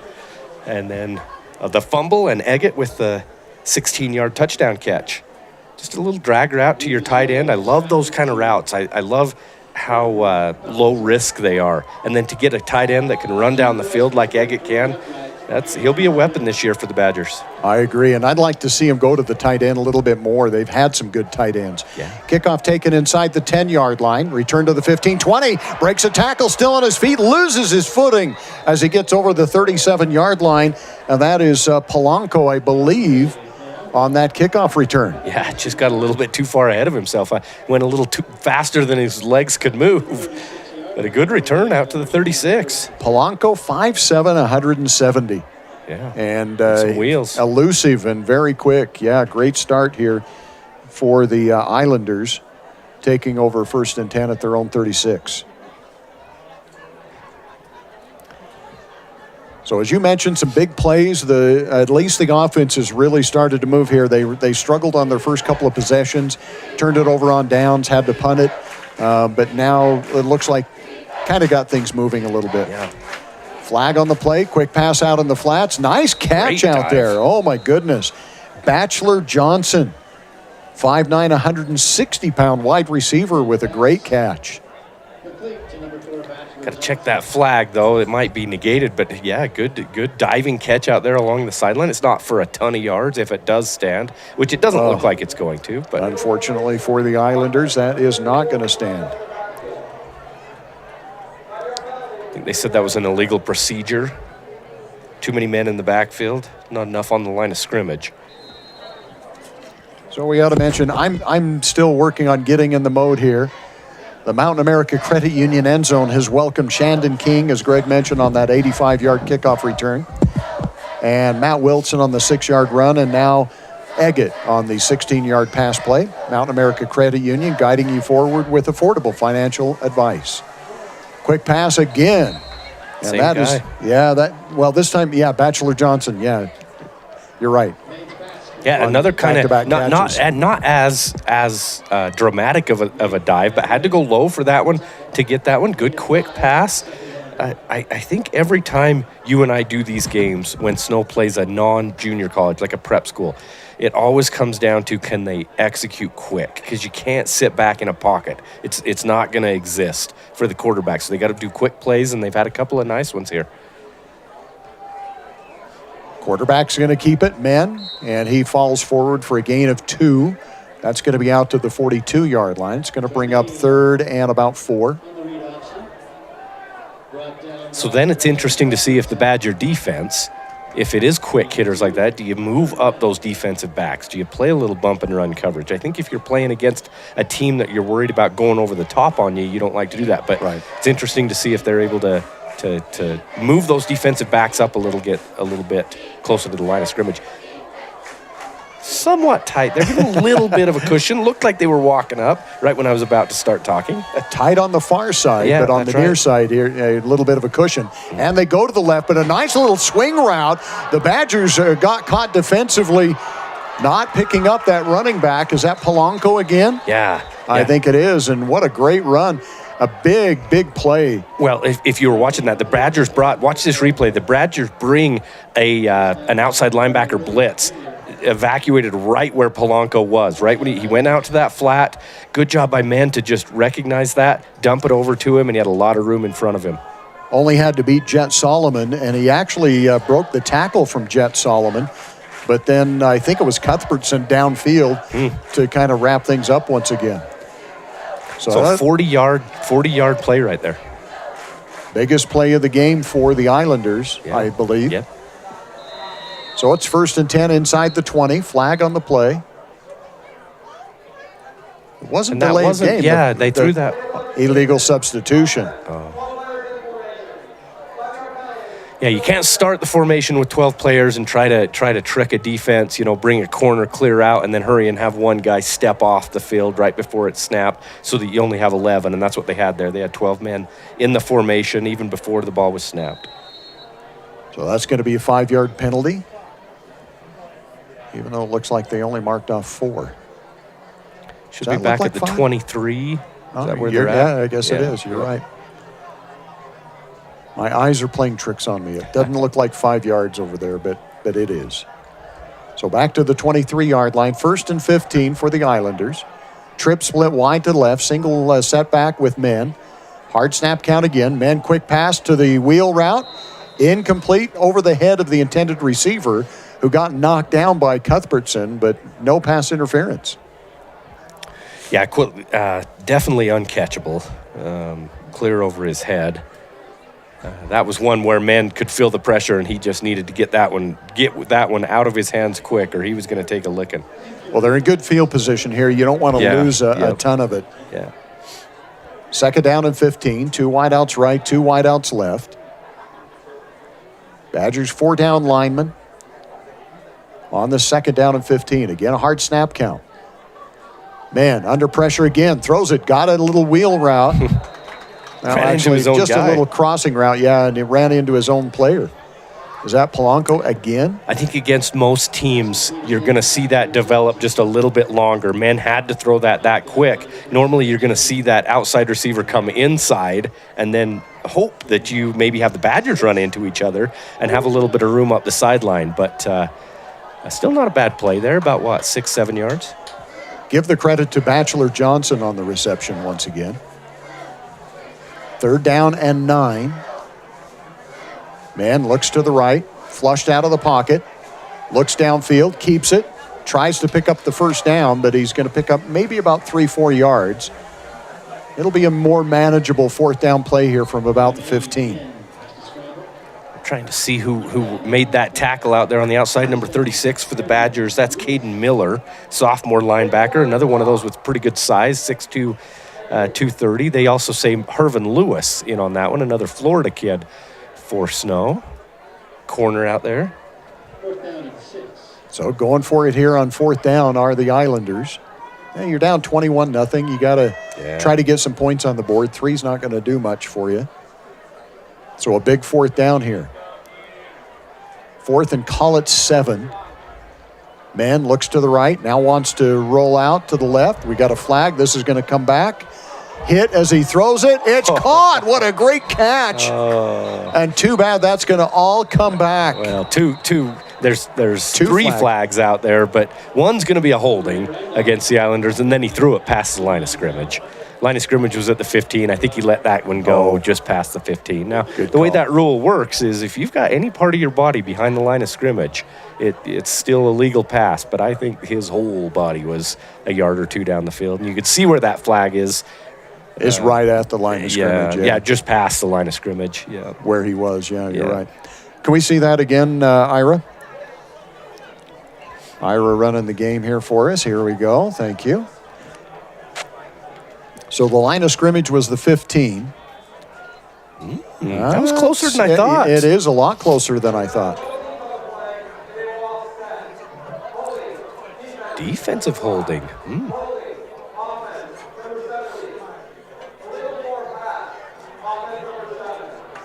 So all you need is one defensive penalty to go with the two offensive penalties, and we're going to replay the down. Yeah, offset. That's a break for the Islanders there, for sure. It is. Going to give them another chance here. Now it looks like they're coming out for a field goal. Well, get on the board. Try to get some points out of it, yeah. Sure. So this is going to end up being a 22 from the 22-yard line, so a 32-yard field goal attempt. And there they get set up. Probably haven't tried a lot of field goals. They did play last week, however, and came up with a win. I think it was about 28-26, 28-24. Long snap count here. There's the snap. The placement's down. The kick is blocked. It's picked up by the kicker, and he is going nowhere. And they finally blow the whistle, so the Badgers come up with a blocked field goal attempt. And still a 0 on the scoreboard for the Islanders. The Badgers will take over. See, the Islanders play up at that Zions Bank Stadium up in Harriman. Local fans of the Manti Templars will remember that's where they played the semifinals for the 3A football last year, 1A, 2A, 3A semifinals up there. A really cool, kind of a neat stadium there, more built for soccer, but play football and rugby up there as well. And you were up there for that? For the Manti game, I was. Yes, that's for what sure. I'm saying. Yeah. Last year, that was probably my favorite football game I've ever called, if you want the honest truth. Defeated the Morgan Trojans, a team that Manti, nobody beats very often. That's true. Not just Manti. Badgers get the handoff and a gain of a couple of yards. And trying to see who that is out there for Snow College, number 32. Yeah, I'm pretty sure that's Drew Patterson again. Okay. Gain of just 2. Nice run last year, we can mention, by the Templars. I think they exceeded some expectations from a lot of people. Played in the championship game. Yeah, saw Coach Fred Takiyaho just walk in a few minutes ago. Pass out in the flats intended for DJ Overstreet. It's incomplete. And it'll bring up a third down. We get to sit right next to the offense, the coordinators or some of the coaches here for Snow College in the booth next to us, and they were howling about that one. They wanted that one, didn't they? They did. It's when they pound on the wall that I know they're getting excited. Yeah, there's excited, good or bad. Exactly. We've heard both. We hope sometimes that our mics don't pick up some of the excitement. But 3rd and 10. Getting the corner to the 30, breaking a tackle, still on his feet, getting the first down. Is the Badgers' Drew Patterson. Again, yeah. I think you could see good patience by him. If you watch this replay, he probably could have turned this upfield and fought for a first down, decided to get to the edge. Good decision by him, used his speed, and then goes through a couple of defenders. Yeah. All the way down to the 42, 18-yard gain. Good acceleration that time by Patterson to be able to pick up that first down. Out to the 42-yard line, Snow College with the ball. 8.5 minutes remaining here in the second quarter. Timeout is going to be taken. We're going to take a timeout as well. Timeout taken by the Islanders. We'll take the timeout as well. The Snow College Badgers with the lead, 21-0. We'll be back in 60 seconds. Sanpete Steel in Moroni was founded in 1994 and is one of the major steel construction companies in the Intermountain West, specializing in structural steel fabrication and erection. Sanpete Steel's impressive portfolio includes the Hale Theater in Sandy and structures on the campuses of the University of Utah, BYU, and UVU. Sanpete Steel in Moroni, where their motto is done right and on time, at 685 East Main in Moroni. Call 800-261-1026, 800-261-1026, or sanpetesteel.com.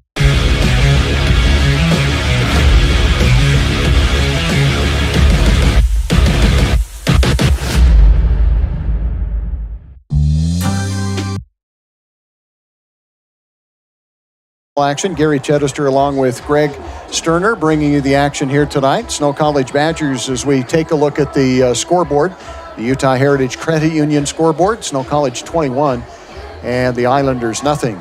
We come back after the Central Valley Medical Center timeout. From orthopedics to pediatrics, you can trust CVMC. Badgers go with two wide out, split wide to the right. Haven't seen Reggie Frischnick out there on the last couple of possessions. Back to passes Donnie. Donnie going down the sidelines. Got a man out there. Incomplete. A lot of contact, but no penalty call. And that one wasn't to Reggie Frischnick, but he is there on that. Oh, he was on the other side of the field. Yeah, but yeah, a lot of contact down there. Pretty good pass, pretty good defense that time, it looked like.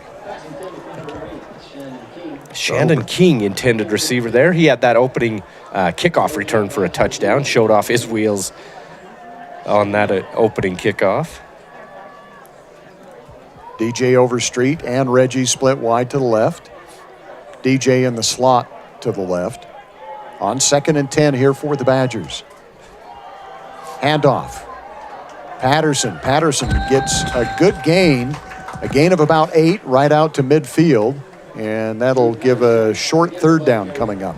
Talked about the fact that he's from Corner Canyon High School. Corner Canyon, if you follow high school at all here in Utah, they beat IMG Academy on Thursday, which is, IMG Academy is as close to Snow College as probably any high school in the country, and Corner Canyon beat them. Wow. 3rd and short. Handoff to Patterson again. Patterson breaks a tackle, lowers the shoulder. Gets into Islander territory inside the 40, mark it at the 39-yard line, first down Snow. My point of saying that is if you're a skill position lineman, whatever, if you're coming out of Corner Canyon in Utah, you know he's probably a pretty good football player. They just play really good for Coach Eric Kerr, play really good football up there in Draper. Well, you've got a long list of players that have gone from Corner Canyon to some big-name Division I teams. Yep. Handoff. Badger loses the ball. On the ground, the Badger offensive lineman covers it up. Boy, just no contact that time, and Matt Wilson just lost the ball. Watch this juke. He was trying to make a highlight reel juke if we see that replay, but just got to keep the ball when you make that juke there, Matt. And he's going to have to come out of the game because of that. He needs to go thank the offensive lineman that was able to cover that up. Actually turns out to be a 1-yard loss.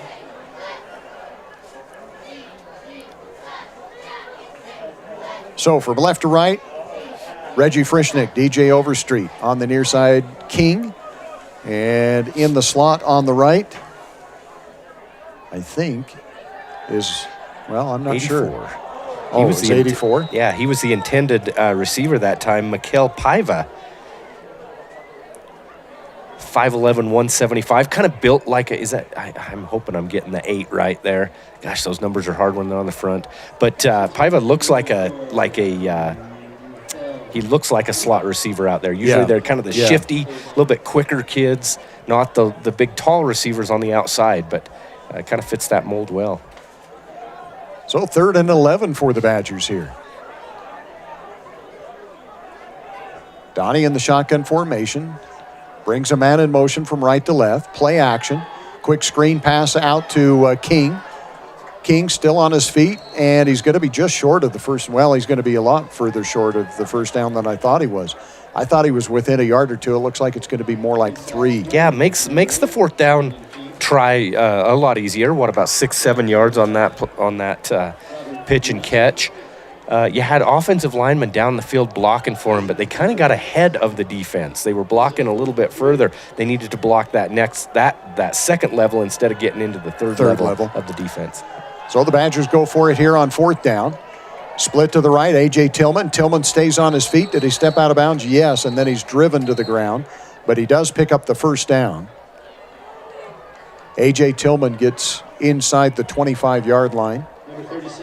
So the Badgers pick up their 3rd first down here on this drive. The best sustained drive that the Badgers have had.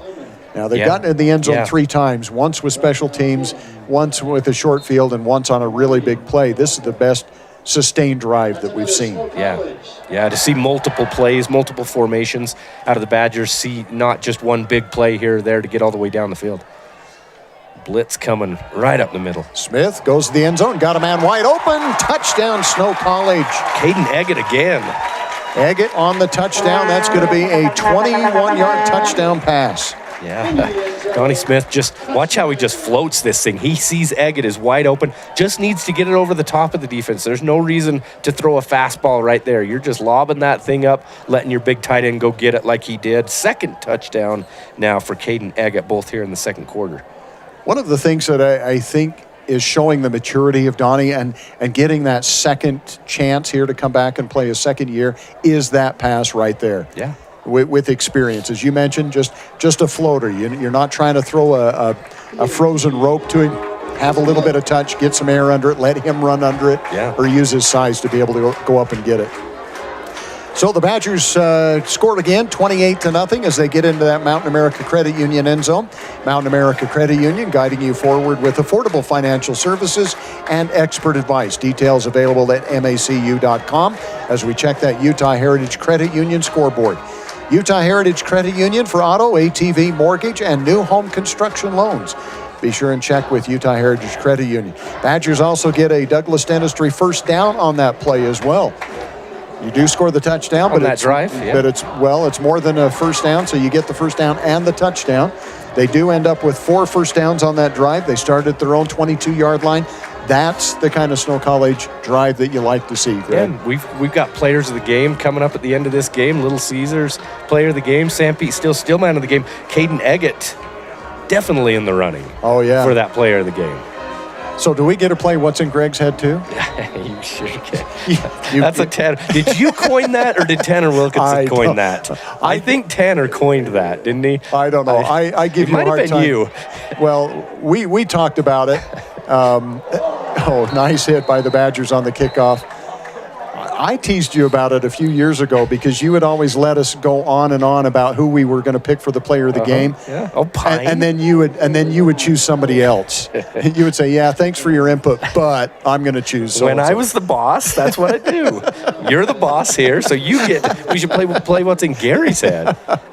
On that kickoff return right there by the Islanders, a short kick. Snow College working on some things there. You can see the return man comes up, kind of runs into his own guy because Mario Williams just blew that up for the Badgers, pushed the blocker right into the return man and actually knocked him over. He never touched the return man, just touched the blocker.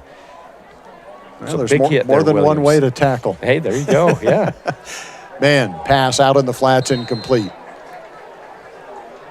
Trying to pick up the pass interference is Bachelor Johnson, but I think they just got their legs tangled up. Yeah, Titan Saxton there to tap him on the helmet. Good defense there by Saxton. Again, the Badgers getting a lot of different players in there, keeping them fresh on that defensive line. KJ Fisher now in there on that defensive end position. Badgers up playing a little bit tighter, as you mentioned. Now they're backing off again. 2nd down and 10, empty backfield for man. Man under some pressure, steps up in the middle, breaks a tackle. He's got some room to run. He's to the 30. Nice open field tackle out there by the Badgers. Ty Smith, and now we got a flag that comes in. So Ty made the big hit there. Nice, good hit. He had some things to say to the quarterback, and the offensive lineman didn't like that and came and pushed him out of there. We'll see if they call it both ways here. That'll be interesting. Here we see the replay. A good job by Men. Makes a nice move right in the middle of the field. But a great open field tackle. Well, and then you got a defensive player that comes in and pushes the offensive lineman after the offensive lineman pushed the defensive back. I'm betting this is going to go both ways here. I might be with you. Yeah. But it's all after they're going to give them the first down. Right? Should have been all after the play. Yeah, if it's after the play, they'll march them both off, right? March off the offense. I love it. Isn't that how they do it? Yes, they do. But it's enough. But like you say, it's the result of the play is the first down, right? Right. Yeah. Yeah, you're right. Oh, they're going to flag Ty Smith for unsportsmanlike conduct. Not the push by the defensive player on the lineman, but the unsportsmanlike for standing over and taunting, I guess. Yeah, you kind of can't stand over and talk to a guy right after you make a play like that. They're going to call that often. They didn't march him off. Well, they're just going to say result they of the play. Well, yeah. Result of the play, though. Right. Yeah. So it's going to be 1st and 10 for the Islanders. They pick up a first down out to the 33-yard line. Gain of 12 on that run by Men. Trip split wide to the right. Single wide out to the left, to the near side of the field. And Polanco in the backfield with Men. These numbers are going to get harder and harder to see for you, the Islanders. Yeah. White uniforms with a gray number. Pass in the flats, flag on the play. Pass is caught for a gain of about 4. And immediately taken down, but again, flag. Good job by the Badger defender to be right there, right after the pass is caught. Just make the play. Is trying to get the number there. That was Ty Smith again. Number 22, who had that penalty on the last one. Is that the second or third time the Islanders have had an illegal formation? At least second, yeah, at least second. Oh, and then we got a roughing the passer. Okay, so there we have an offsetting penalties. Yeah, to replay that first down, roughing the passer against the Badgers. Had an illegal formation, and that's kind of first game type stuff. Well, I guess the Islanders did play last week, but you see that early in the season, some of those formations, guys not knowing if they're supposed to be on the line of scrimmage or off. Islanders break the huddle. 1 wide out to the right, 2 to the left, 2 men in the backfield. Haven't seen that formation a lot by the Islanders. Again, hard snap count, Men trying to draw the Badgers offsides. Badgers come with 5 on the pressure. Quick pass is going to be caught out to the 40-yard line, so a gain of about 7, maybe 8 out to the 41-yard line. Another good play by Ty Smith. Every one of these passes have been defended by Ty Smith on this drive, and that time makes the play, does a good job, walks away. There's no talking. Zach Vaughn on the reception that time from Men. It's going to bring up 2nd and short for the Islanders. We're under 4 minutes to go here in the first half. Coming up, the Snow College halftime show. We'll have some very unofficial stats for you. Mainly scoring drives and first downs. 2nd down and 2. Badgers come with pressure again. The handoff is not going to get back to the line of scrimmage. Not a lot of running plays by the Utah Islanders, and that's one of the reasons why there. Yeah, offensive and defensive line like we talked about earlier. Always a big difference here in these games. What about a 2-yard loss that time? Yeah. 3rd and 3.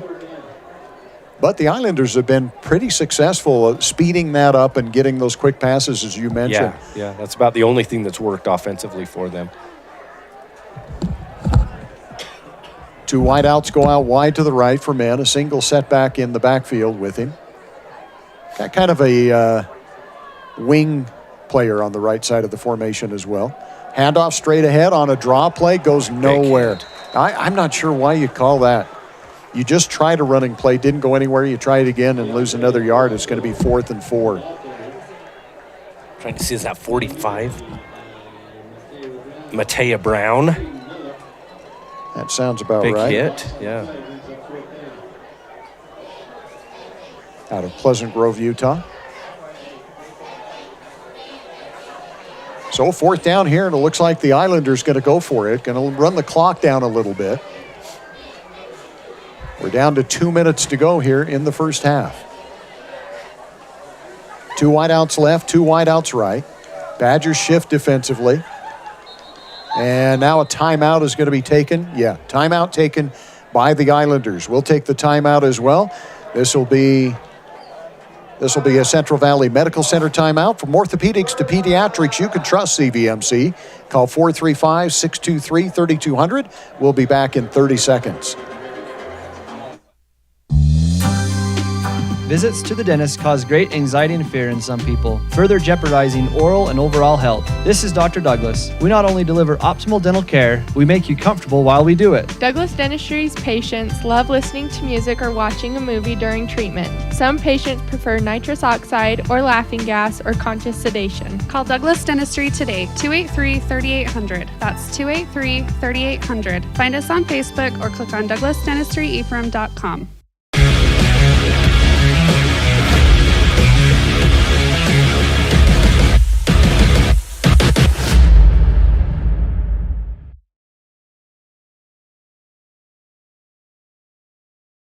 Heritage Credit Union scoreboard once again. Snow College Badgers lead it by a score of 28-0.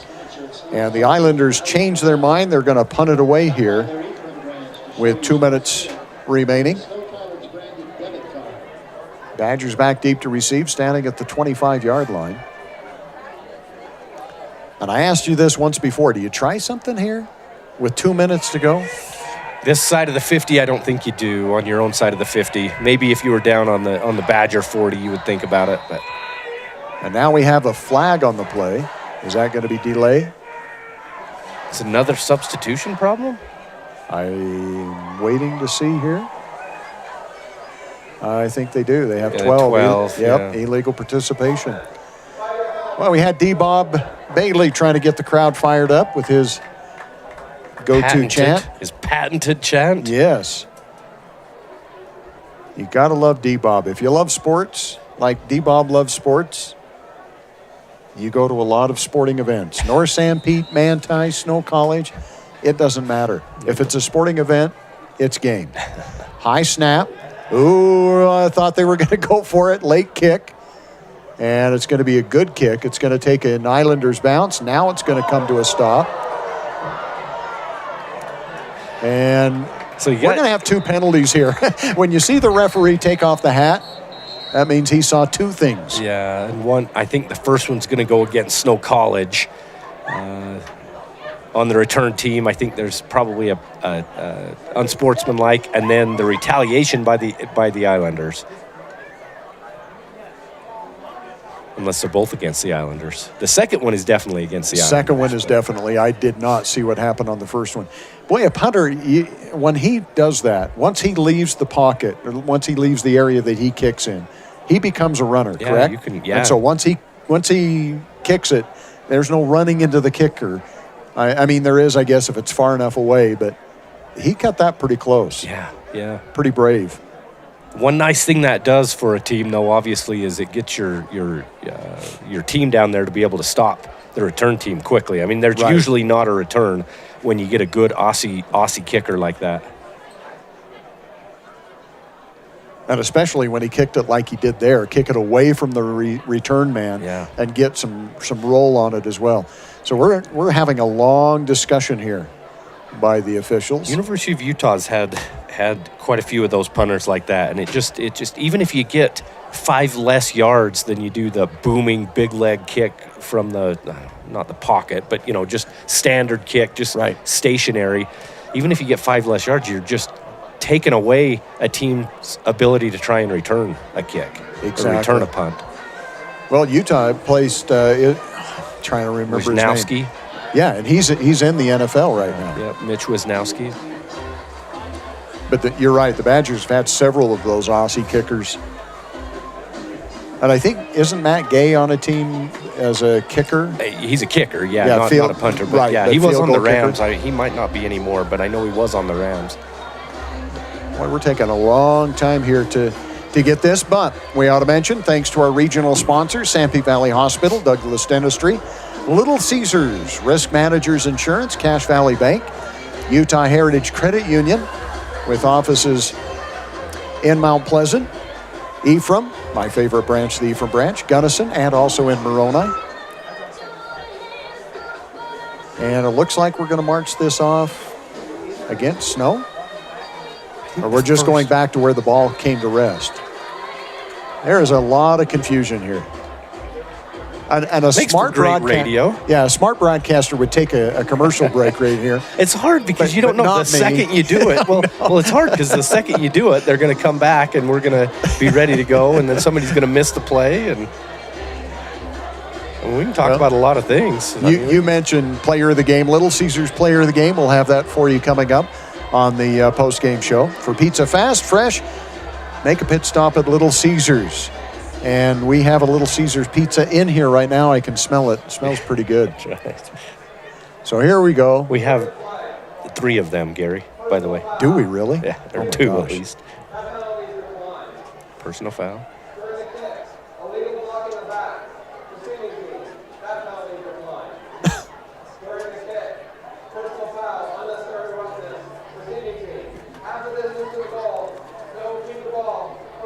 Now, wait a minute. I don't understand why Snow College would decline. Wouldn't it be offsetting? It should. Yeah, you had 1 on the offense and you had 2 on the defense. That should be offsetting. But apparently Snow decided we're not going to take the penalty. Does it have to do something with that? It was after the play. You've got me at a disadvantage here because I honestly do not know how that happened the way it did. Where's Rick Robinson when you need him? Yeah, no kidding. Rick, if you're listening to this game, shoot me a text. Shoot Greg a text and tell us how that worked the way it did. And we still have a timeout on the field. Yeah, I just don't understand why. So you had a penalty against the Islanders during the play, right? Declined by Snow. You had a penalty against Snow that's declined by the Islanders, and then you have that after the play. Did they call that after the whistle? After the whistle. So the offsetting during the play, they didn't make it offsetting because they went ahead and did the play. Declined, yeah. Anyway, punt. The Badgers will have the ball at their own 9-yard line. And we have 1 minute and 50 seconds remaining here in the first half. Empty backfield for Donnie Smith. 3 wide out, split wide to the right. Donnie back to pass, flushed out of the pocket. Signals for a player to move. Makes the catch. The catch is going to be Shannon King. King breaks a tackle, breaks another tackle, and then gets wrapped up at the 31-yard line. That'll be enough for a first down. Yeah, big smack there at the end of that one, but a good job by Shannon King. He could have easily just went out of bounds there, but he wanted more. He wanted to try and take that to the other side of the field. Look at that. Stopped right there on the sideline, breaks a tackle. That's another Snow College. Breaks another tackle. But then runs right into... So 1st and 10 for the Badgers. Here's DJ Overstreet. Flag on the play. That's going to be an illegal block of some sort. DJ Overstreet still on his feet. This is unfortunate. DJ's going to score a touchdown here. Oh, boy. And it's all going to come back because of a block. Oh, that's too bad. Because that's a highlight reel type play right there. That is. In fact, I know it's not going to count, but I want to see it again. Yeah. A lot of fun along the sideline over there of DJ Overstreet making guys miss. So, Ira, if you wouldn't mind, run this again, even though we know it's going to come back. I really want to see it. In fact, I want to look and see the block and see if, they're going to call holding on the Badgers. That nullifies a 69-yard touchdown run by DJ Overstreet. Do we not have the replay, I guess? Okay. So that's going to move it back 10 yards, back to the 21-yard line. And more important maybe on that is they ran about 15 seconds off the clock with that play. That's true, yeah. So take points off the board. The Badgers now have it 1st and 20 from their 21-yard line. Badgers now go with full house backfield. 2 tight ends, 2 running backs, 2 wideouts. One wide out to the left, 1 to the right. Handoff is going to go straight ahead. And now the Badgers just going to run the clock out. Boy, he had a big old pulling guard coming across the way for the Badgers on that one. He was looking to open that hole. I think it was 66 coming around that side. Nate Weifenkel. Big old Tyler Broomfield out there for the Badgers. He's a specimen as well. Jeez, he's a big kid. And Brumfield, he's from... Oh, go ahead, Gary, sorry. A.J. Tillman on the carry again. And he's going to pick up a first down. So the Badgers going to get another chance here. And do they take a timeout after that? As I was mentioning, Brumfield out of Spanish Fork, I'm assuming it would be his dad, Scott Brumfield, played for BYU, played in the NFL. Was a coach up at Spanish Fork for a while, and he's got a lot of size like the other Brumfields from up there. So A.J. Tillman on the carry picks up the first down. And now do the Badgers take a shot here? You got 30 seconds remaining, and you're all the way out to the just short of, well, right at the 42-yard line. I got to think you got to take a shot or two here. Yeah, I think they will. Clock starts with 20 seconds. Badgers going to go down the sidelines. They had a man out there. That was Reggie, and just threw it too far to the outside. Yeah. If he leads him down the field, Reggie was free. Yeah, he ran away from the corner that time. Yep, and just a little bit behind him. And Reggie, it didn't look like he could even find that one. It was so far behind him. So that's going to stop the clock with 14.2. You got 2 shots here, right? Yeah.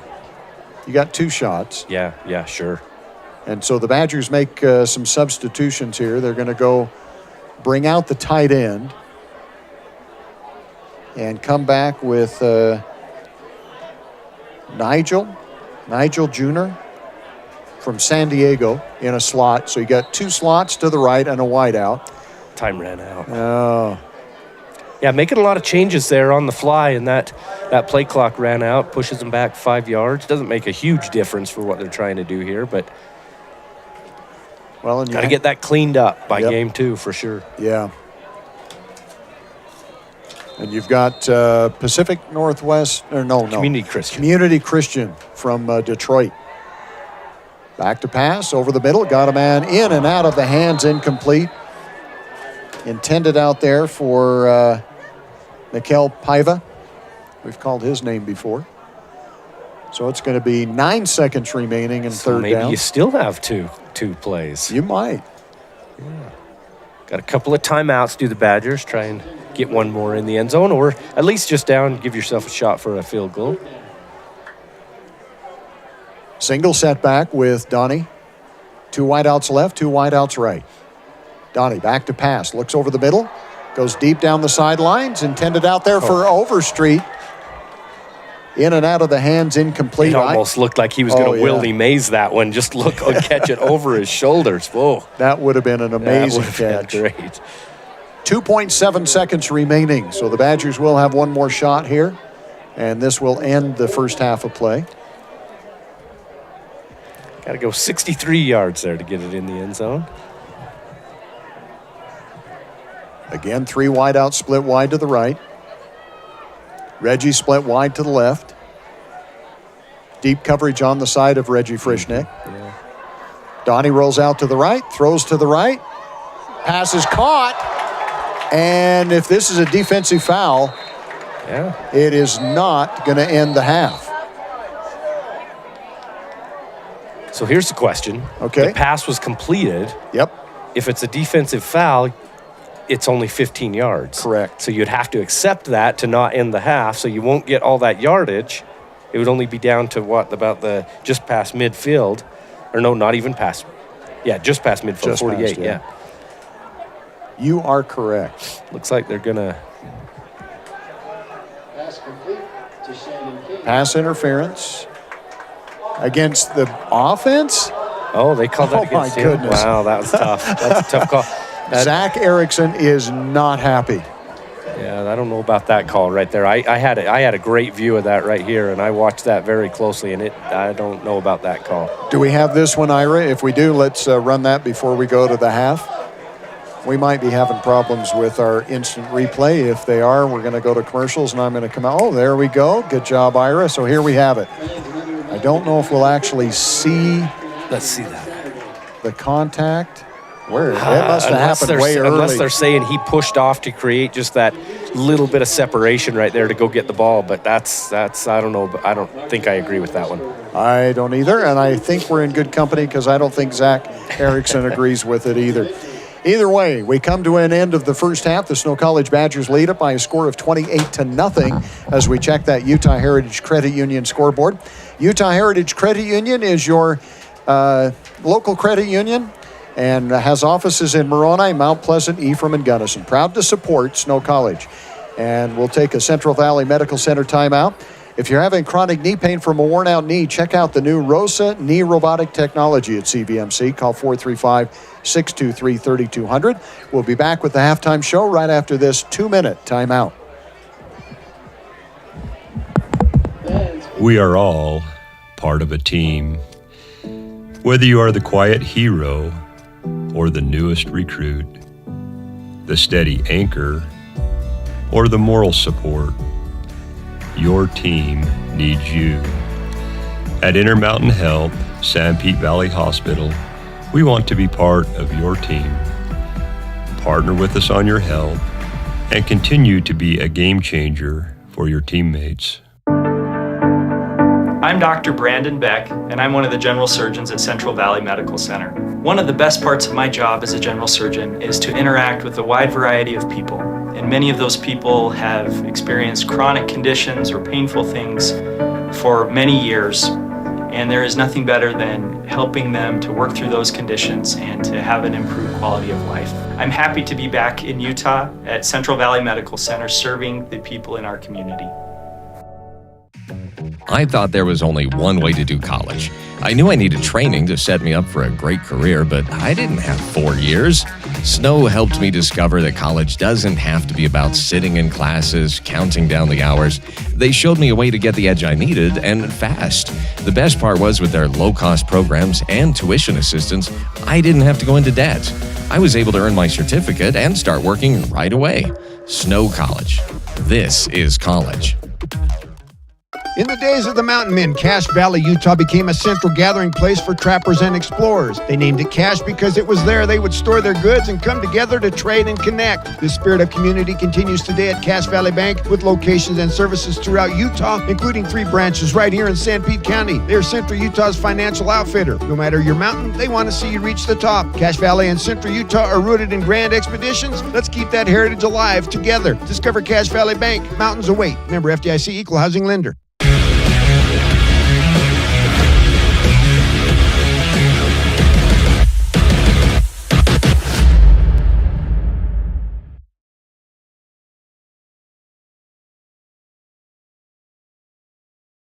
That Snow College is your community college. Join Snow on campus to cheer on your favorite teams. And on campus, you can also experience the magic of theater, live theater. You can take in an art show and connect with friends and family in a vibrant community atmosphere. Snow College. Visit snow.edu for more information. Students back, yesterday, moving in? Yesterday. Yeah. In fact, some of them moved in all week, but freshman orientation was today. But yeah, definitely students on campus, and classes start on Monday. And they'll be filling up the ward, the chapels with the hundreds of kids tomorrow that you and I will be involved with as well. That's true. Yeah. All right, so let's take a look at the scoring summary. And Badgers started off about as quick as you can expect. Opening kickoff, and Shandon King takes it 85 yards for the return, and the Badgers tack on the extra point and score with 14 seconds gone in that first quarter. Badgers don't score again until the end of the first quarter on a 6-yard TD run by Matt Wilson. The point after was good again, but Matt Wilson set up that play with, what did we decide, about an 81-yard run to set that up. He had to go 83 for the touchdown, just stopped short, but after a penalty, they give it back to Matt Wilson, and he walks into the end zone untouched to make it 14-0. Badgers score at the beginning of the second quarter as well after a turnover. The Badgers end up with the ball at the 16-yard line of the Islanders, and Donnie Smith gets into the scoring column on a 16-yard pass play to Eggett. Again, the point after was good, and the Badgers led it 21-0. And another pass, 21-yard touchdown pass in the second quarter. Donovan Smith to Eggett, and the Badgers end the first half with a score of 28-0. And I'm looking here. It's Caden Eggett. Caden Eggett, yep. With the touchdowns, 2 touchdowns. Kind of the leading contender here for the player of the game, maybe. Yeah, him with the 2 touchdowns, 3 catches, 52 yards, and the 2 touchdowns. Matt Wilson with that long run and then the touchdown. He's in it as well. But we'll see what this second half brings. See if... What do they get? Do they get a pizza from that? Do they get... Player of the game is a pizza. That's going to be the Little Caesars player of the game. Do you deliver that, Gary? I deliver the certificate. And then they get to go pick that up. And then we also have the Sanpete Steel Man of the game. Sanpete Steel Man of the game is given to a player who makes a tough, gritty play, maybe changes the momentum of the game. Sometimes we modify the criteria for that just a little bit if we need to, but Sanpete Steel gets a hoodie, a Sanpete Steel hoodie. I think as long as you read those sponsorships, I don't think Little Caesars or Sanpete Steel really care if we change that. They're not going to fire me over that, maybe? I doubt it. Okay.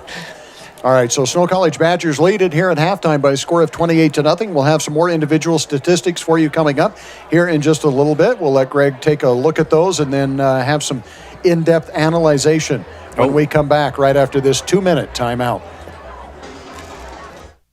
CO Building Systems in Ephraim manufactures a complete line of pre-engineered metal buildings of all sizes. Plus, they are your headquarters for custom metal roof and wall panels for your home or business, including all trim and accessories. All of their roof and wall panels are available in several gauges and over 20 different colors. For a free cost estimate or more information, contact CO Building Systems in Ephraim. From 800-262-5347. That's 800-262-5347. Online at cobuildings.com. Sanpete Steel in Moroni was founded in 1994 and is one of the major steel construction companies in the Intermountain West, specializing in structural steel fabrication and erection. Sanpete Steel's impressive portfolio includes the Hale Theater in Sandy and structures on the campuses of the University of Utah, BYU, and UVU. Sanpete Steel in Moroni, where their motto is done right and on time, at 685 East Main in Moroni. Call 800-261-1026, 800-261-1026, or sanpetesteel.com. Visits to the dentist cause great anxiety and fear in some people, further jeopardizing oral and overall health. This is Dr. Douglas. We not only deliver optimal dental care, we make you comfortable while we do it. Douglas Dentistry's patients love listening to music or watching a movie during treatment. Some patients prefer nitrous oxide or laughing gas or conscious sedation. Call Douglas Dentistry today, 283-3800. That's 283-3800. Find us on Facebook or click on douglasdentistry.ephraim.com. Little Caesars of Ephraim and Nephi have expanded to a third location in Gunnison, inside Gunnison Sinclair. Hours Monday to Saturday, 10:30 a.m. to 9 p.m. Come enjoy classics like crazy bread, cheese, pepperoni, and 3 meat treat pizzas. Little Caesars also offers wings, dip, soda, and an awesome family meal deal, including 2 liters of soda, pepperoni or cheese pizza, and a crazy combo for just $9.99. Come enjoy one of the best deals in America. Little Caesars, Ephraim, Nephi, and Gunnison.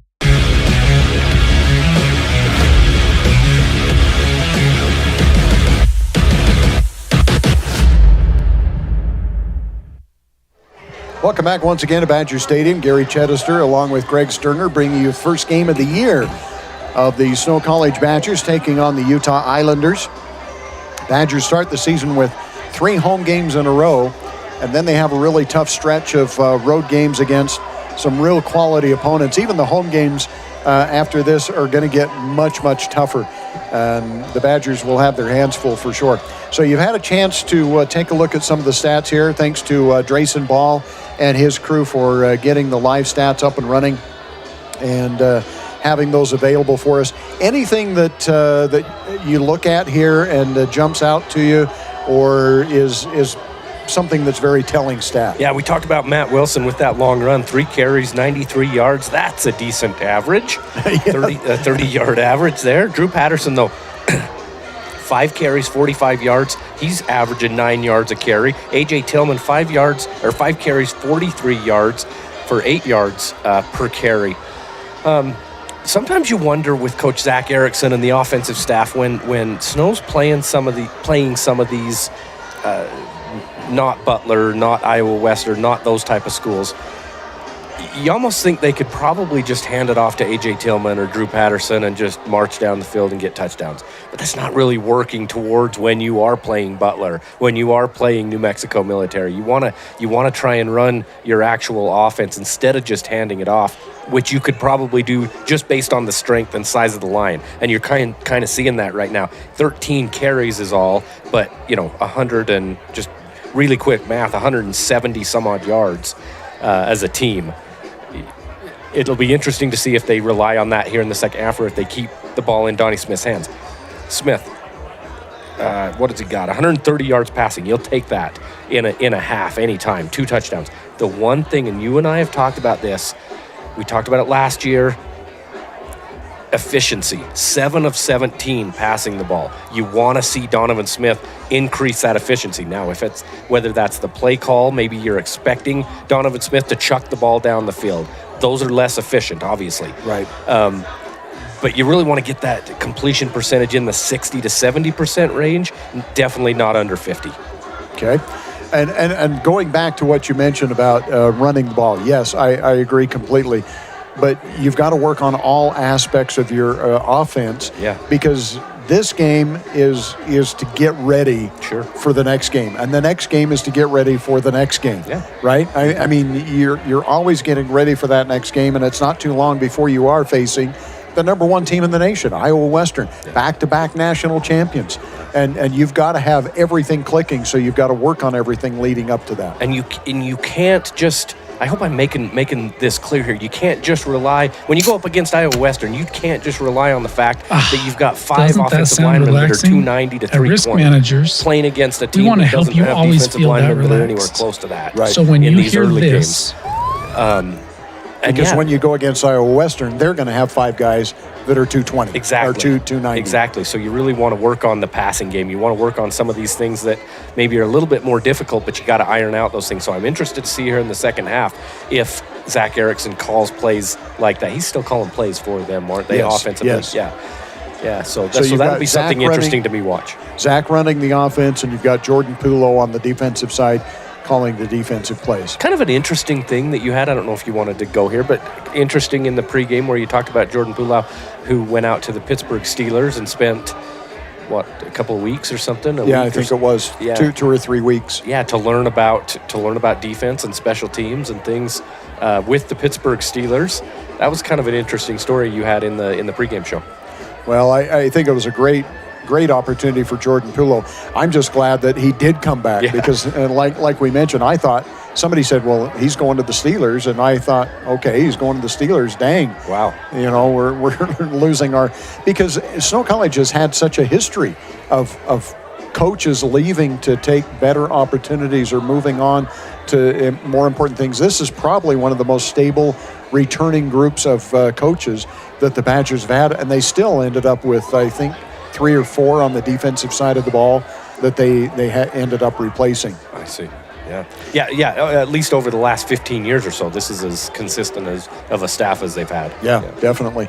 All right, so some stats for you. First downs, the Utah Islanders with 4, the Badgers with 11. 16 rushing attempts for the Islanders for a minus 12 yards.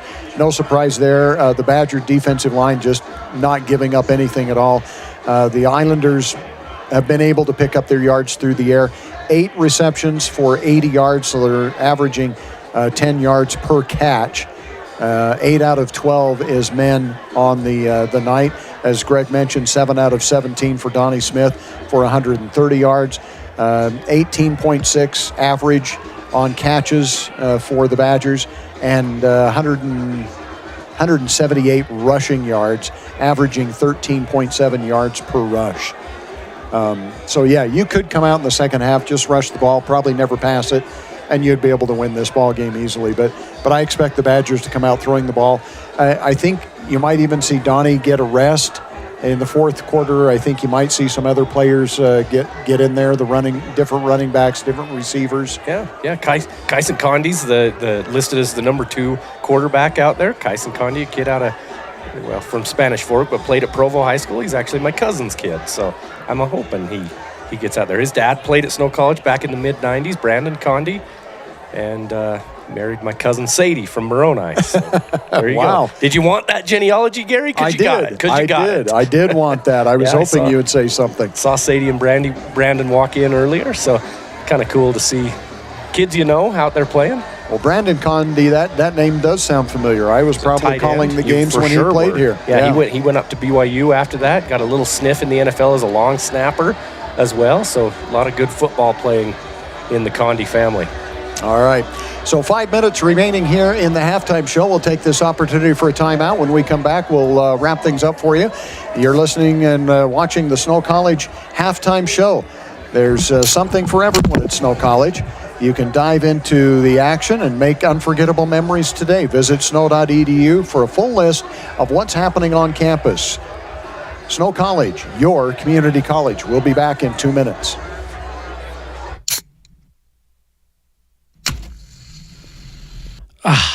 Doesn't that sound relaxing? At Risk Managers, we want to help you always feel that relaxed. So when you hear this,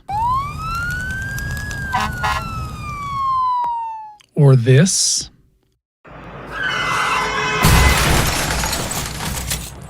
or this, you know that you're protected. Peace of mind insurance solutions for individuals and businesses, so that you can always sit back and enjoy your drink.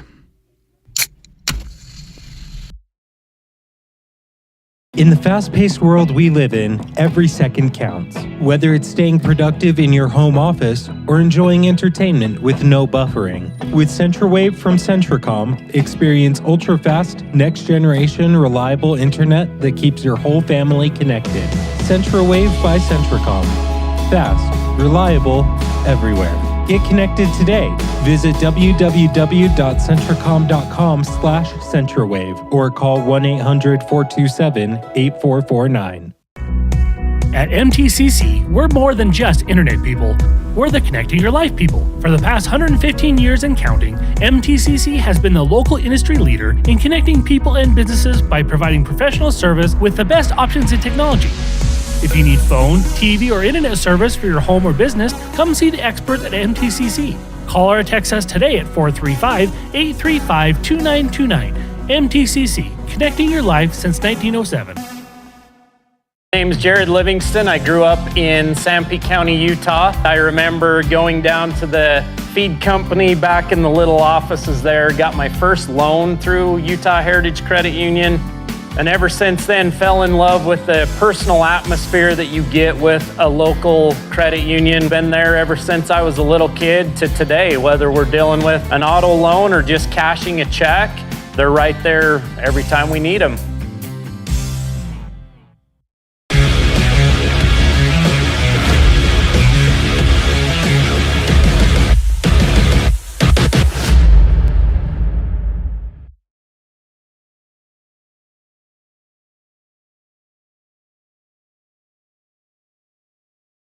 For campus activities, whether it's live theater, music, an art show, or great football. Hey, there you go. You got that tonight. Visit snow.edu for more information or snowbadgers.com for the athletic schedule out there. So we have yet to see Reggie's first catch. Yeah, that's right. Been waiting for that. They targeted him a couple of times on deep passes along the sideline, just not able to connect between Donovan Smith and Reggie Frischnick. But so second half, I'm hoping we'll be able to see Dallin Sweat, another Manti high school player. Yeah, number we have seen Cole Mickle out there on special teams, right? Yeah. And trying to remember the Juab player, Keegan Hall.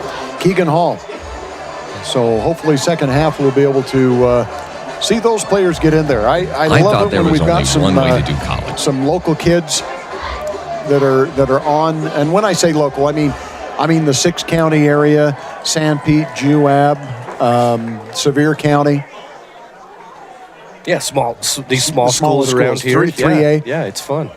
You and Coach Erickson had a good conversation about that in the pregame show. I really liked what he had to say. I liked what he had to say about when you're talking local, you're talking 6-county area. I think he was thinking more Utah as a whole, and he mentioned, other than the Floridas, the Californias, the Texas, Georgia, Ohio, kind of those really big hotbeds for recruiting, Utah's right up there. And he talked about that, and that was kind of interesting to hear that from him. I think he said top 5 or 6 in the country, which he did. He knows more than I do. When he said that, I thought, holy cow, that seems a little high, but he knows it better than we do. He's recruited it, so. Well, and he's recruited it from a Utah aspect here. He's coached in Texas. Yeah. He's been involved in some big programs to be able to see how that works. So, you see it also when you see kids from Corner Canyon going to USC or UCLA or Oregon, and it's not just Corner Canyon. Yeah. I mean, you've got schools. You called the game with Manti and Pineview, and that tight end Brock Harris. He's being recruited by everybody in the country. Yeah, he'll be able to go pretty much wherever he wants, I think, and that includes the Bamas and the Georgias and the Ohio States. Yeah, number 2 ranked tight end in the entire country out of St. George. So and when you see that kind of thing happening in the state of Utah, you know that there's some good advancements that have been happening at the high school level. Yeah. One of the things, and I think you can address this too, when I called the games for quite a while, and then Mike Traina took over for a while, and then I came back. But one of the things that I remember a lot of people asking about, why isn't more of the 2A, 3A? Uh-huh. And I think you can address this too. A lot of those kids are playing out of position. Yeah. You get a kid that is 6'3", 6'4", 220 pounds. He ends up on the offensive line. Yeah. But at the college level, he needs to be a linebacker. That's a good point. And sometimes coaches don't see the potential to move him from a line to a linebacker. Yeah. So it's fun seeing those kids out here. I hope we get to see them contribute here in this second half. High kickoff is going to be taken inside the 5-yard line, out to the 15, the 20, and taken down near the 25-yard line. Good job by the Snow College special teams. Yeah, they've done a good job tonight on their coverage. Polanco's with the return. We called his name a lot. He had one big play there in the first half, that reception where it went about 40 yards, their biggest play. Yeah, 43. Yeah. So they're going to mark it right at the 25-yard line, own 25-yard line. So that's where the Islanders will take over. Men comes back in at quarterback. He's going to run 2 setback offense here. 2 wideouts to the left, 1 wideout to the right. Badgers with a single safety over the top. 3 linebackers and 4 down linemen. Handoff is going to not get back to the line of scrimmage. That's going to be a loss of 2 yards. Another big hit there by the Badgers. 92? Salomone Longi. Yeah, I was going to say Solomon Longi, but I heard PA announcer Nordfeld. Is it Nordfeld or Cornelson? Yeah, Cornelson I think is spotting for him, but Nordfeld said that, and Salomone Longi. So we got to watch that name. 6 foot, 285 defensive lineman. And the running back for the Islanders felt all of that 285 on that one. And, even in my prime, I bet he could outrun me in a 40-yard dash, too. Quick pass. Play action is going to be passed behind the line of scrimmage, trying to get away and losing more and more yards. They're going to be generous with the spot. Coming up on the tackle. Hervin Lewis. Is that who it is? Yeah, Hervin Lewis, number 7 out there. Okay, thank you. I'm thinking he was, if I remember right, I don't have him right here. I'm thinking he's one of those Florida kids. I wanted to mention, let's see, no, he's Vegas. Las Vegas, maybe? I don't even have it on my roster. Anyway, Coach Erickson talked about recruiting in Florida, and we've seen a few of those kids for Snow that have come up from Florida and contributed today. I think they did a lot more recruiting out of Vegas, though, as you mentioned. Okay. This last year, too. Man, back to pass under pressure, and he's going to be swallowed up. No, he gets loose. Wow. And struggles to get back to the line of scrimmage. He's going to lose 2 yards, but what an outstanding effort by men to get away. Yeah. Yeah, just to get away and get just back to, did they give him back to the line of scrimmage? No, maybe about lose a couple 2 yards instead lost. of 7, though. Yeah. I don't know how he got out of there. And who is it that ends up, well, I lost There was it. so many of them in there, I don't know. So a punting situation here. KJ Fisher is who the big board is giving it to, so. Well, who are we to argue? That's right. Out of Twilla? No, Bountiful. Fairfield. Oh, my goodness. You got that glass glare. I think I've got to make it. That's not just glasses, needing glasses. That was the glare. You're helping me out a lot here. You. I appreciate that. Timeout is going to be taken by the Utah Islanders. We'll take this timeout as well as I give Greg a few bucks for not throwing me under the bus on needing the glasses. We'll be back with more action right after this timeout. I thought there was only one way to do college. I knew I needed training to set me up for a great career, but I didn't have 4 years. Snow helped me discover that college doesn't have to be about sitting in classes, counting down the hours. They showed me a way to get the edge I needed, and fast. The best part was with their low-cost programs and tuition assistance, I didn't have to go into debt. I was able to earn my certificate and start working right away. Snow College. This is college.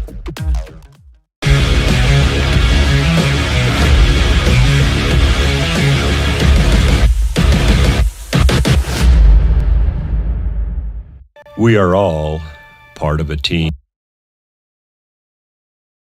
And the Snow College Badgers lead it 28-0. First possession of the second half goes backwards for the Utah Islanders, and they'll be forced to punt it away from inside their 5-yard line. And the Badger return man standing at the 50. Kick is away. They kick it away from the return man, but he goes over and gets it. Near the sideline, breaks a tackle, turns it upfield, and picks up good yardage. Tristan Hudson on the return for Snow. Yeah, he's been on all of the punt returns today. Had that fumble on that very first one, but done a good job since then. So the Badgers will take over 1st and 10 inside of Utah Islanders territory. We talked about Las Vegas recruiting. Hudson out of Las Vegas as well. What are we showing him as a freshman, right? Yeah, freshman, so. 5'10", 175, cornerback, but returning kicks today as well. I think that's a good area for the Badgers to go get some players. Yeah. I think Vegas is an area that's been growing with athletes down there. Well, and you don't really have any schools like this down there to compete with. You got UNLV, but... Yeah. Donovan Smith keeps it. Fake the handoff to A.J. Tillman, and then Tillman turns into a lead blocker on that play. But Tillman was to the second level before he had anybody to block. Gain of 4 for Donnie. Badgers go with 3 wide out, split wide to the right. Reggie to the top of the screen to the left. Back to passes Donnie, goes to the end zone, got a man out there, and incomplete. Great defensive effort. Boy, King was wide open, and right at the last second, the defender just reached up and knocked the hand out of the way. I don't know if it matters anyway. No, it was an offsides. I'm sorry. Yeah, I was thinking that was going to be an illegal formation on the Badgers, so give them the 5 yards. But pretty good defense there, as you mentioned, down the field by the Islanders. So it'll be 2nd down and 1 after the 5-yard penalty. Take a shot at the end zone here again. 3 wide outs wide to the right. Reggie to the top of the screen. Donnie looks to the sideline. He's got A.J. Tillman to his left. Donnie taking his time here, down to 9 seconds on the play clock. Back to pass. Looks to Reggie. Throws to Reggie, wide open, touchdown. Reggie Frischnick's first catch is a touchdown. Yeah, double coverage out there, and Reggie just ran past him, and Donnie Smith recognized that right off of the line of scrimmage, put that one up right when Reggie makes his break and gets into the end zone. I'm interested to see that replay. They had him bracketed, but he just ran right past them. Looked like both of those defenders thought each other was going to go deep. Neither of them did. Reggie into the end zone with his first catch for a touchdown. Extra point coming up here as Reggie gets into the Mountain America Credit Union end zone. Extra point is a low kick, but it gets through And the Badgers make it 35-0 with 11:43 remaining in the third quarter. We'll be back with the kickoff in 30 seconds.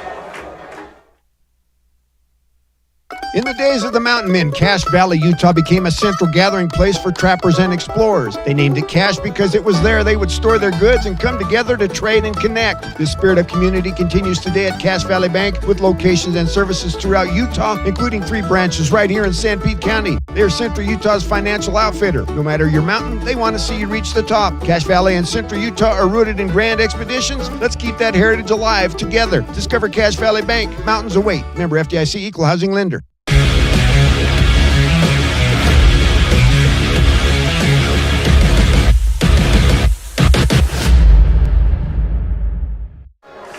And welcome back to Badger Stadium as the Badgers set to kick it off here. And it's going to be a short kick, taken at about the 24-yard line. And a huge hit. You can hear the crowd just, ooh, right before the 30-yard line. I think their momentum is going to give it to the 29. And he stayed up. Yeah, it never went down. Yeah. Mario Williams Jr. with the hit again. That 6'2", 225 freshman. We've talked about him multiple times, and it's been every single time we've talked about him, it's been a big hit like that. That kid can lay the lumber, can't he? Wow. He can. So checking that Utah Heritage Credit Union scoreboard once again, we're at 11:37 in the third quarter. Badgers lead it 35-0. And they're going to give credit to Cole Mickle on the tackle that time. Yeah, I think he knocked him backwards, did Mario, and then Cole finished it off. Man, quick pass out in the flats, but going backwards after the catch, but the forward momentum, they're going to give him 4 yards. Yeah. Still going, trying to see if we've got a lot of substitutions in there for the Badgers. Badgers kind of something interesting. You got a defensive end with a number 14 Kafusi. That's Junior Kafusi. And then you got a 19 next to him that's a defensive lineman. You don't see those very often. Jesse Wilson. Badgers have made some subs out here on corner, and I'll get that for you here in just a second. Man, back to pass, under some pressure, tries to step up and go up the middle. Slides, but the Badgers make the tackle. Flag on the play. Is that going to be an illegal formation once again? Been a lot of those. I think Cam Amelia is in at corner right now, out of South Jordan.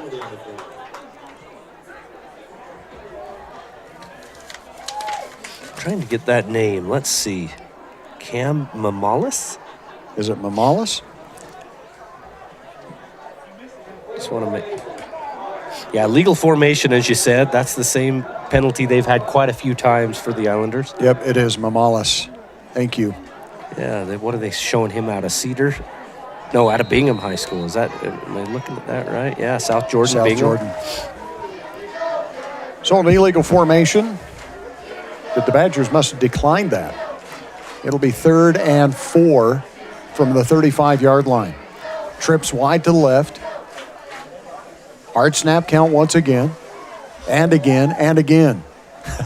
Man, back to pass, flushed out of the pocket, steps up. He's going to be short of the first down by about a yard. It'll be 4th and 1. Yeah, and big Jesse Wilson standing up, giving out a war chant there. So I think that must have been him that made the stop there. That's who I think it was too. Out of Griffin, Australia. Interesting.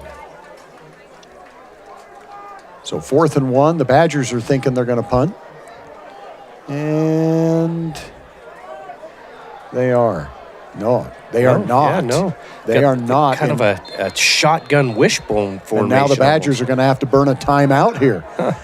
Yeah, that is a definitely different formation here on 4th and 1. The Badgers got caught with the punt return team out there, so they take the timeout.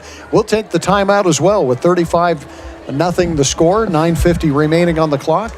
And this will be a Central Valley Medical Center timeout. From orthopedics to pediatrics, you can trust CVMC. We'll be back in 30 seconds. CO Building Systems in Ephraim manufactures a complete line of pre-engineered metal buildings of all sizes. Plus, they are your headquarters for custom metal roof and wall panels for your home or business, including all trim and accessories. All of their roof and wall panels are available in several gauges and over 20 different colors. For a free cost estimate or more information, contact CO Building Systems in Ephraim, 800-262-5347. That's 800-262-5347. Online at cobuildings.com.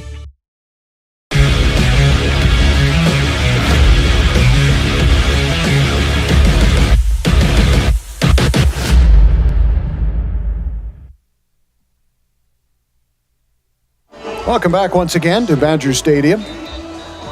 Still 9 minutes and 50 seconds remaining here in the third quarter. 4th and 1 for the Utah Islanders coming back out. Now, are they going to go back to the same formation? Or now that the Badgers are ready for it, are they going to go to punt formation? You almost wonder if this is some sort of a quick kick punt formation. If you snap it right back to that back behind the quarterback, we'll see. So it's an unusual formation. You've got a running back behind men. Man hands it off to him. He's going to try to get to the outside. He stumbles, and he tries to reach forward to get the first down. He didn't lose the ball, but I think he got the ball down before he lost it, but it's going to be short of the first down. Jet Solomon coming up big for the Badgers there to stop that. Man, when the running back had to kick it outside. I don't blame him for having to kick because he needed to, but there's no way you're getting the edge on this Badger team. Boy, and that's good defensive play coming up from his corner position is, as you mentioned, Jet Solomon.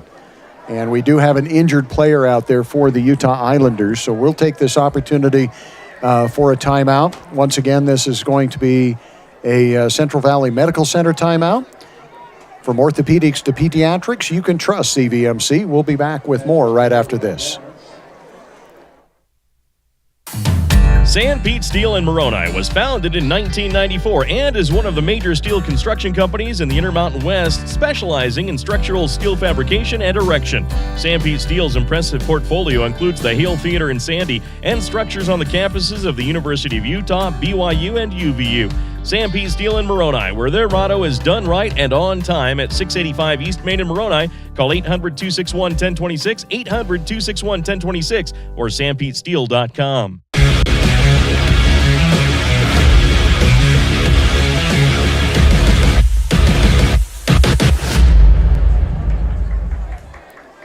Well, the Islander is able to get up and make it off the field under his own momentum. And, I can see that number so much better on the TV than I can looking out on the field. It's tough. It's number 20. Joshua Powell is what they list. Yeah. That was the running back that time. So can you see better not looking through two panes of glass here? Yeah. I mean, I actually do have two windows that I look through. I've got the wide open window here. Donnie Smith over the middle, got a man open. That's going to be King. Nope, DJ Overstreet.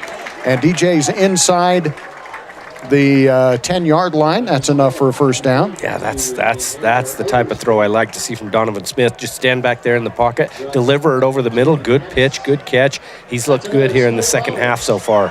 I agree. Oh, there's a replay coming. Yeah, just a couple of defenders down there and still got that in there to DJ Overstreet. 30-yard pass. I've never questioned Donnie's arm strength. I mean, he can thread a needle.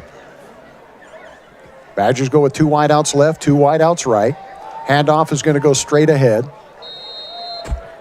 And that's going to be maybe a gain of 3 or 4 down to the 5-yard line. That was pretty good defense there by the Islanders, filling that hole, not letting, was that Tillman with the ball or was that Drew Wilson? Patterson. Drew Patterson again. Yeah. And Drew is again on the right side of Donnie. Donnie's got 3 wideouts split wide to the left this time. Not too often you see multiple receivers on Reggie's side. Yeah. But now they've got 3 out on Reggie's side, and you've got lone receiver on the right. Pass is going to be out in the flats. DJ Overstreet trying to get to the end zone, and they just turned him away right at the 1-yard line. So it'll be 3rd and goal from the 1. Yeah, you had the blockers out there with Reggie Frischnick and the other receiver that was out there. Just get it quick out there to Overstreet, but a nice Nice tackle there by the Islanders to keep him just out, to bring up 3rd and goal. Badgers going 3rd and goal at the 1-yard line. You've got Nigel Jr. in the slot to the right. Donnie bobbles the snap and then almost throws an interception. Good defensive play out there by Jalen Dennis, who knocked the pass down. So it'll be 4th and goal from the 1. Badgers not bringing in the field goal unit. Almost looked like a little bit of a pick play by the Badgers there, and Jalen Dennis did a good job to get past the pick play. He came off of his own receiver to get his hand on that one. Cash Kayo checks in. Like that name? Badgers are going to hand it off, and straight ahead. And Powell, I believe, is into the end zone. Is that Drew Patterson? Patterson, Drew yes. Patterson. So Patterson gets the 1-yard run.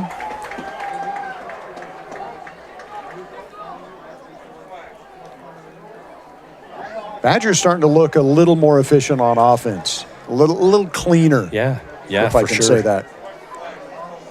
Yeah, for sure. First couple of drives here, that nice touchdown pass from Donnie Smith to Reggie Frischnick, and then this one, Drew Patterson finishes off after a big 30-yard pass from Donnie Smith down to DJ Overstreet. The extra point is good, and the Badgers are up 42-0. We'll be back with the kickoff right after this timeout. Visits to the dentist cause great anxiety and fear in some people, further jeopardizing oral and overall health. This is Dr. Douglas. We not only deliver optimal dental care, we make you comfortable while we do it. Douglas Dentistry's patients love listening to music or watching a movie during treatment. Some patients prefer nitrous oxide or laughing gas or conscious sedation. Call Douglas Dentistry today, 283-3800. That's 283-3800. Find us on Facebook or click on douglasdentistryephrem.com.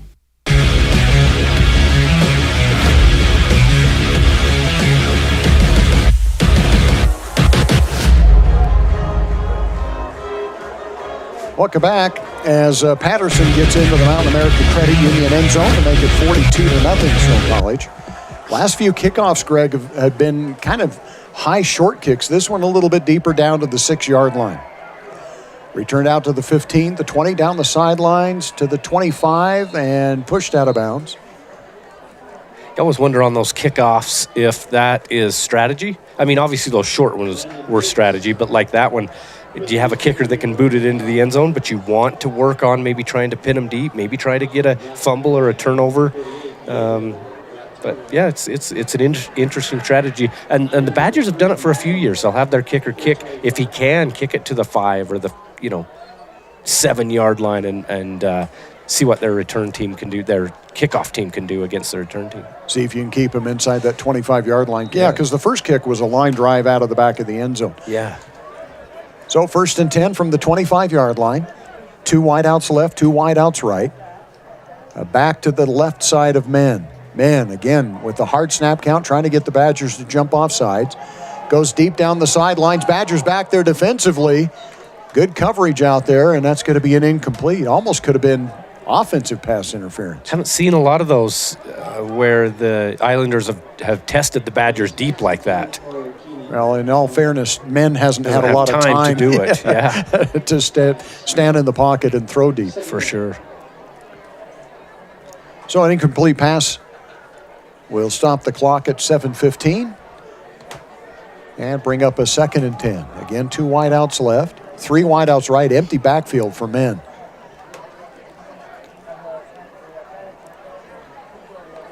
Badgers drop back in 2 deep coverage. Quick pass out to Polanco. Polanco breaks a tackle, breaks another tackle, finally thrown to the ground, but he does pick up a first down out over the 35 to the 37-yard line. It's always interesting when you've got fans down below you cheering when the Islanders did something good. So it must have been somebody's family sitting right below us here. Trying to get the number. Is that Esplin?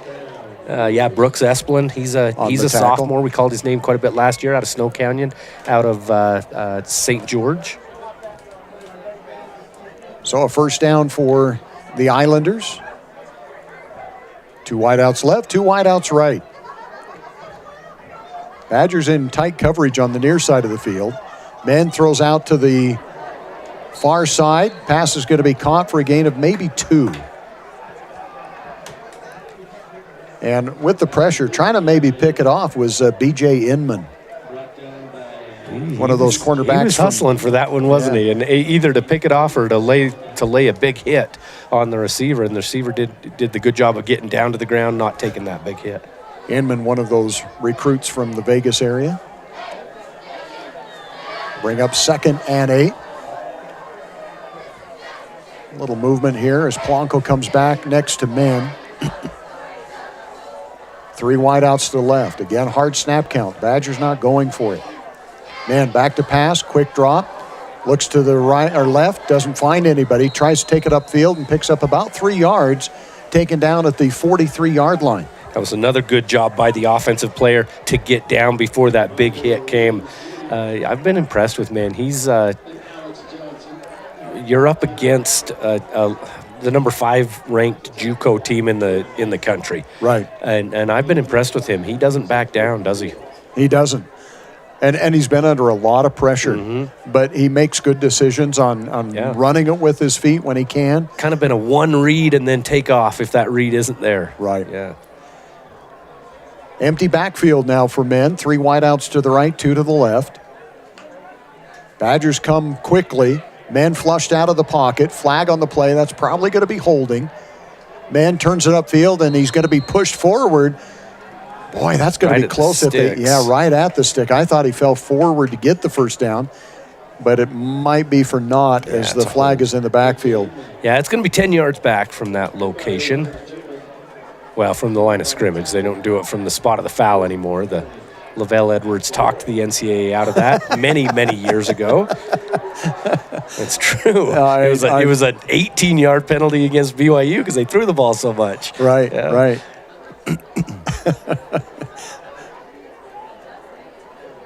So a holding call is going to make it 3rd and, what do you think, 14 About there? 14, 15, yeah. But again, a great decision by man. Yeah. One read, gets out of the pocket. He sees that he's got some room around the outside, and he ran for the first down if the holding wouldn't have been there. Then again, if the holding wouldn't have been there, he might have been sacked. So, that's a good point. 3 wideouts right, 1 to the left. Single setback to the left of man. Man sets up the screen, dumps it off beautifully. Polanco breaks a tackle, still on his feet. Polanco out to the 40, but that's going to be short of the first down. Boy, Polanco has his helmet come off, and he's going to go to the sidelines. But Polanco has really been... He's been a good player. Oh, yeah. He's got 5 catches, 62 yards. He averages 12.4, and he had that one long catch of 40. Yeah. Big number 74 for the Islanders coming out of the game. Dylan Tucker, 6'5", 284. Their left tackle. He just went to the ground. So we've got an injury on the field. We're going to take this opportunity for a timeout. A word from our fine sponsors that make this broadcast possible. We'll be back with more right after this. Little Caesars of Ephraim and Nephi have expanded to a 3rd location in Gunnison, inside Gunnison Sinclair. Hours Monday to Saturday, 10:30 a.m. to 9 p.m. Come enjoy classics like crazy bread, cheese, pepperoni, and 3 meat treat pizzas. Little Caesars also offers wings, dip, soda, and an awesome family meal deal, including 2 liters of soda, pepperoni or cheese pizza, and a crazy combo for just $9.99. Come enjoy one of the best deals in America. Little Caesars, Ephraim, Nephi, and Gunnison. Doesn't that sound relaxing? At Risk Managers, we want to help you always feel that relaxed. So when you hear this, or this,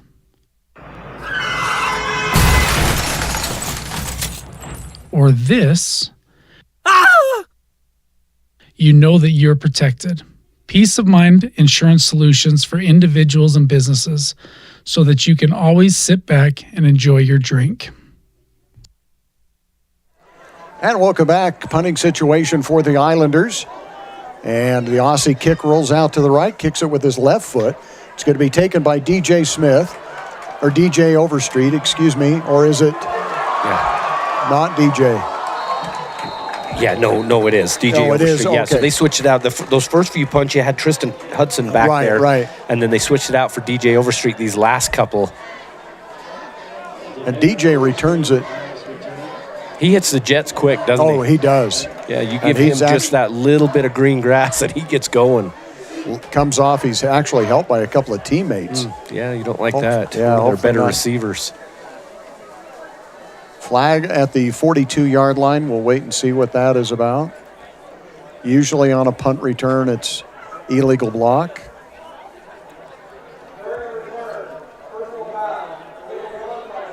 Oh, blindside block.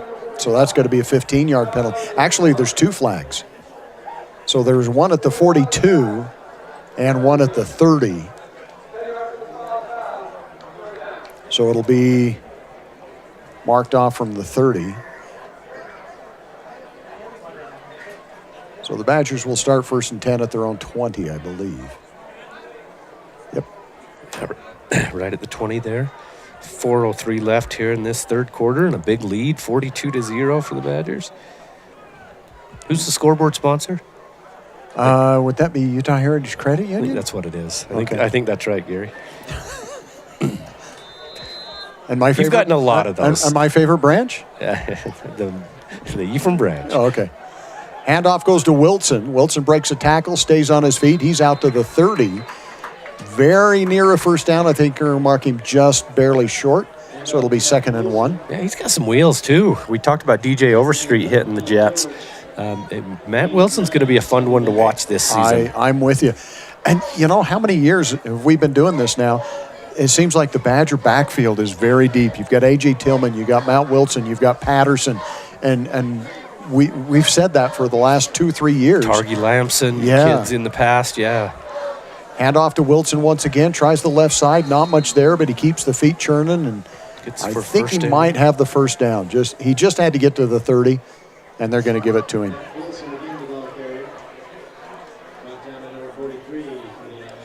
And they took Overstreet in that tent, which you hate to see that. Yeah. You hate to see. He's had a couple of big plays called back today. He had that one in the first half where he got into the end zone and it was called back, and then that return got called back as well. Handoff once again. Badgers big hole, and right up the middle. Now it's a foot race, and guess what? They're not going to catch him. Who is it? A.J. Tillman. Is it Tillman? Yep. A.J. Tillman with the run.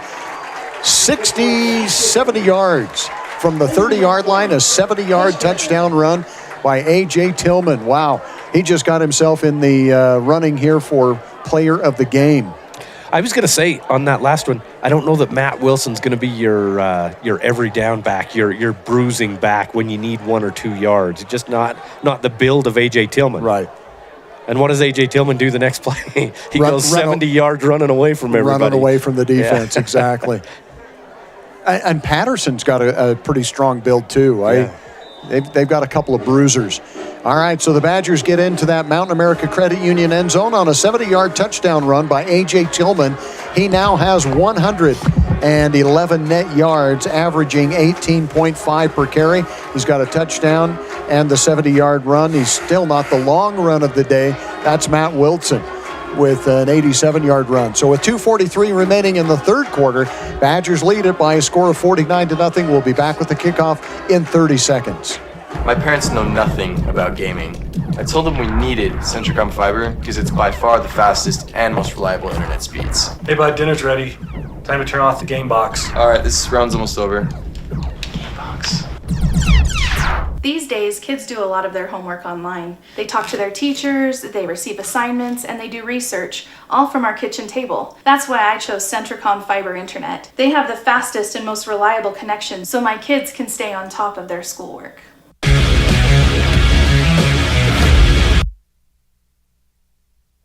More of a line drive kick is going to be bobbled inside the 10, picked up at the 9, and now streaking up the sidelines, finally pushed out of bounds. Nice return for the Islanders. Is that a flag on the play there? Looks like the kid that was returning it for the Islanders went down, maybe got a little bit hurt there on the sideline. But I don't see a flag. Right there, the white hat just moved it to the 25-yard line. Okay. I can understand your reticence in believing what I see. It didn't even enter my mind. That Chittister, he's seeing things again. Blocking the back against the Islanders. You see DJ Overstreet down, running on the sideline. If I was Coach Erickson, I'd probably keep him out the rest of this game. But yeah, walking still gingerly, but he was running there, so that's a good sign. That is a good sign. We ought to mention the Badgers have new graphics on the helmet, at least the white helmets. Instead of the orange S on the side, it's been replaced with the words snow. So and on the other side, you still have the Badger logo and the Badger head. So they've had a few changes. They had the number one year. And then they went to the S. The S, and now they've gone to snow with the Badger on the other side. Wow. That play was blown up immediately. Who came up the middle? Is it Solomone Langi? That was number 98 that time. Is it? I don't have a 98 gear. MJ Tuiafu? MJ Tuiafu. Okay. So that's going to be a loss of 5 back to the 10-yard line.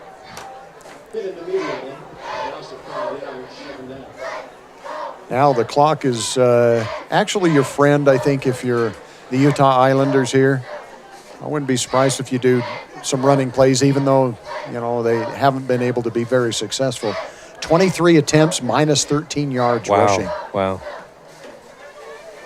Back to passes man. Quick pass down the sidelines, overthrows the intended receiver.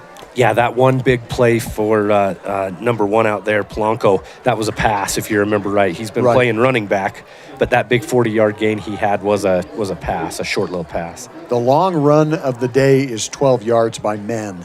In fact, men is the only one with positive yards. Wow. Yeah, that Badger defensive line has definitely dominated. Men has a net 5. Third down and 15 from the 10-yard line. Trips come to the near sideline for men. Single wide out to the right. The Badgers are in 2 deep. Coverage. Man looks to the left. Flushed out of the pocket. Has some room to run if he wants to. Throws it at the last second, but he overthrows the intended receiver. Incomplete. And still took a shot there. He did. Who was on the... Trying to see coming off the field here. 35? I was hoping it was Dallin Sweat. I just saw him coming into the game on this punt return team. Dylan May on the pressure. So he's out there for the punt. Yeah, Dallin Sweat called a lot of his games as well for the Templars over the years. Good to see him getting a shot at this next level. He loves football. Multiple-time state champ wrestler. Well, the kid's got a motor. Yeah. How many times did you see it on one side of the field make the tackle on the other side of the field, or 15, 20 yards downfield? 160-plus tackles last year for the Templars to lead the state. Kick is going to be a high kick, fielded at the 48-yard line and swallowed up there and then driven out of bounds. It was a gutsy way to step up and catch that one. I'm trying to get that number. Was that DJ? Nope. Number 2. Oh, yeah, Matt Wilson, the running back. Now doing punt return. Yeah. Well, not bad. He's very explosive. Yeah. We found that out already on one of those first carries from the line of scrimmage. Actually, it was their second touchdown that Matt Wilson set up with that long run. 87 is what they're officially calling it on the stat sheet. You got to change at quarterback. You do have Kyson Condi coming in now. All right. And then to his right was a number 30. And then this, I got to check my. So 1st and 10 for the Badgers at the 48-yard line. Condi, the quarterback, hands it off to the running back. That was number 30 is Isaiah Lauofo. Okay. Short gain, but a gain nonetheless. A gain of, let's give him 3 as they mark that at the 45-yard line.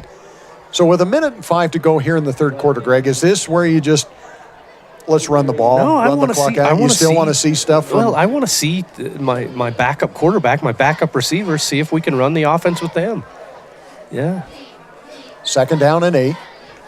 Condi back to pass. Pass out in the flats. And a loss of 2 yards. Yeah, Kyson, I think he had it in his head he was going to go out to that running back, because you heard the offensive coordinators next to us. They had a wide open receiver going down the field that time. And I think something got hit. It wasn't the wall, but yeah. And that's why, because they saw what Greg just mentioned, and that was a wide open receiver. I think that was Stephen Sellers Jr. Yeah. Who the defense just had let get behind him. Condi on a 3rd down here, 3rd and 9. Steps up in the pocket. Now he's flushed out of the pocket. He's going to try to scramble for it. Picks up about 5 yards, but he's going to be short of the first down. Do you go for it here on 4th? I think you go for it here. That's They'll the have end time of the quarter, to think about it. Yep, the end of the 3rd quarter. We'll be back with the 4th quarter. Snow College Badgers lead it by a score of 49-0 as we check that Utah Heritage Credit Union scoreboard. We'll be back after this Central Valley Medical Center timeout. We'll be back in 60 seconds. Doesn't that sound relaxing? At Risk Managers, we want to help you always feel that relaxed. So when you hear this, or this,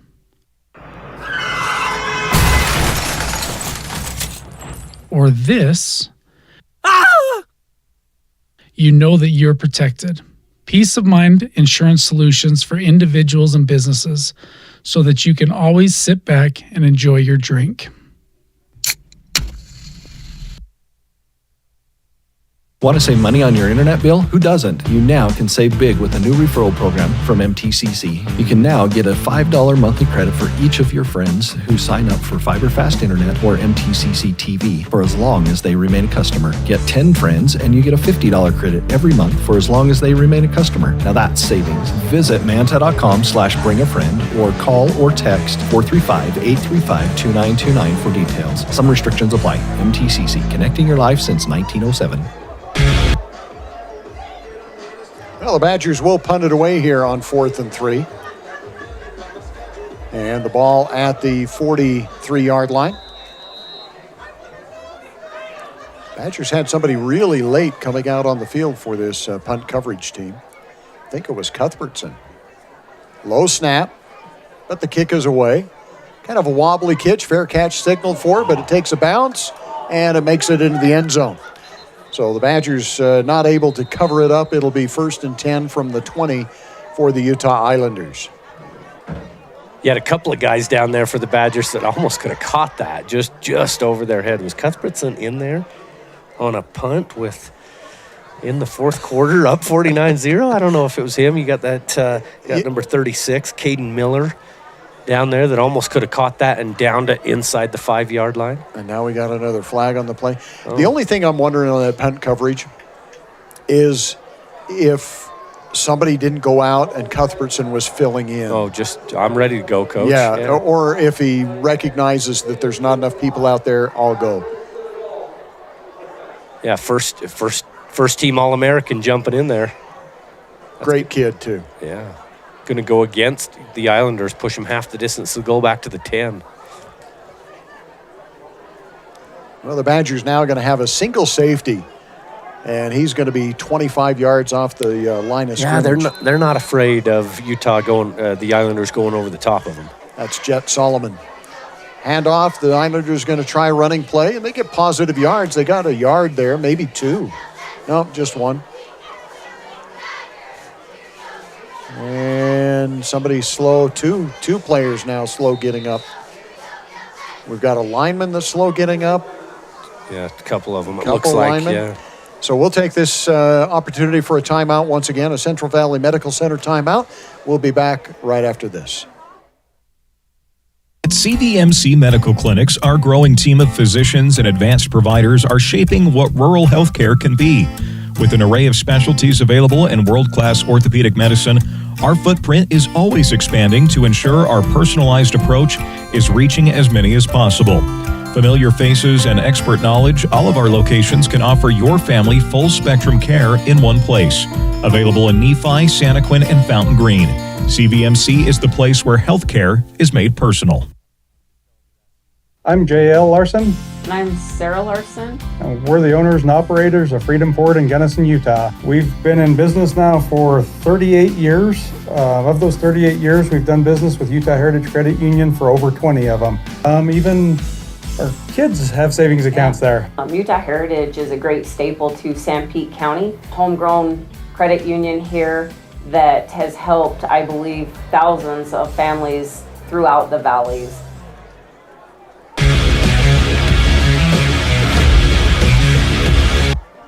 Second down and 9. Handoff again. Nope. Man is going to keep it and try to get to the outside. Maybe picks up a yard or two. On that first play, Dallin Sweat actually gets credited with the tackle. There you go. There you go. We've been looking for these local kids. We've talked about it quite a bit. Reggie Frischnick with his first catch and touchdown for the Badgers out of Manti High School. And Dallin Sweat now getting his first tackle. And we mentioned Cole Mickle has been in on special teams, has made some big hits. And I don't know, do you mention it on air or just to me that he was a big hitter? I mean, he was a beast in high school. Playing that defensive end. Yeah. Third down and 7, let's call it, for the Islanders. Man back to pass, tries to set up the screen, and it is read beautifully. And the tackle is going to be made. Is that 44? 49?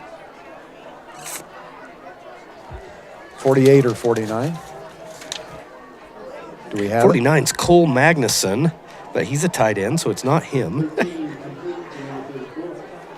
Well, we're still sorting some things out here with rosters and so forth. Yeah, that's what they announced over the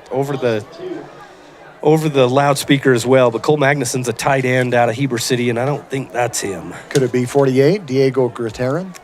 Might have been. Linebackers, yeah. So fourth down, punting situation under a little pressure. The Aussie kicker gets it out, gets a good bounce. The Badgers forced back, and that's something we talked about with that Aussie kicking. Get it on the ground, let it run. And it's going to be so hard, you don't want to try to pick that up. It's an awkward ball and no return. And what do we got, about a 60-yard punt? Yeah, and that had to go an extra 15 yards or more rolling on the ground, like you mentioned. So the Badgers will take over 1st and 10 from their 34-yard line.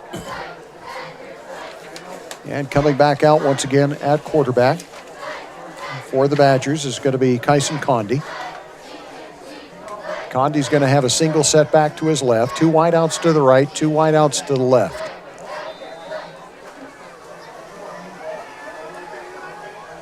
$20 on the play clock.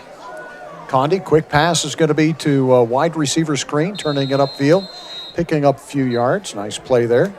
On the reception is going to be Cale McCoy.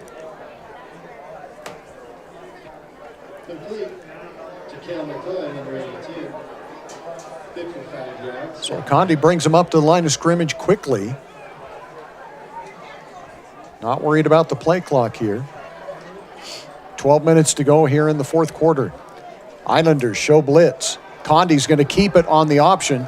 Slide down, pick up the first down, and he'll go down at about the 45-yard line. That is enough for the first down, however. Yeah, nice play by Kyson Condi to pull that out, take it out to the other side, and then, I mean, he started that slide about the 45, still took a little bit of punishment there, but a good play by Kyson. Again, single setback. Condi running the offense, and as you mentioned, your backup, you want to give him as much playing time as possible. With the regular offense, throwing the ball. And now a little delay handoff is going to get back to line of scrimmage, and that is about all. Yeah, the Islanders really sent the house there right up the middle. There was man-on-man coverage, and that was it. They sent every linebacker, about 7 or 8 in the box right there, just daring the Badgers to throw the ball. Isaiah Lauofo on the carry. No gain, 2nd down and 10 from the 45. 3 wideouts to the left, 1 wideout to the right. Utah Islanders show blitz again, and Condi kind of backs out, looks to the sidelines here. Play clock is at 10, so he's got plenty of time. Laofo now moves from the right to the left. Low snap. Condi picks it up, makes a nice pass, and gets it out near the first down. It's going to be 3rd and short. On the catch that time is Cash Kale. Kale? Yep. Yeah, big tight end out there. Big, tall tight end. Had to go up tall to get that one, but a good job by Kyson Condi to get that one into Islander territory. 3rd and very short.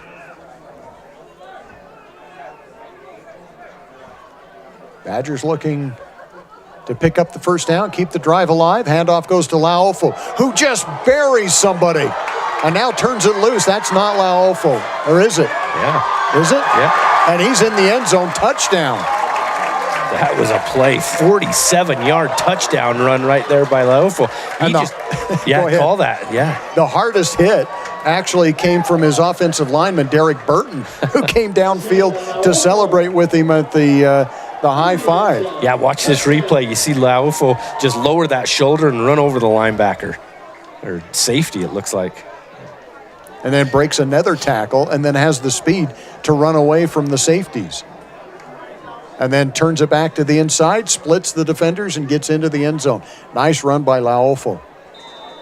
Extra point is up. The extra point is good. And the Badgers now lead it by a score of 56-0. We'll be back with the kickoff right after this 30-second timeout.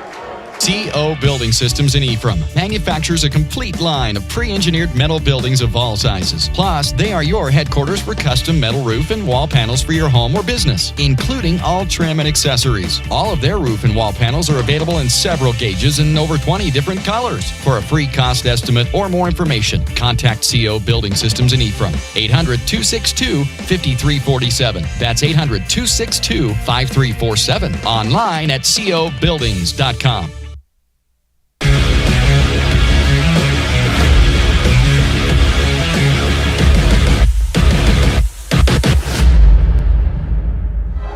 Hi, I'm Barrett Hilton with TeamHive.live, where we've created...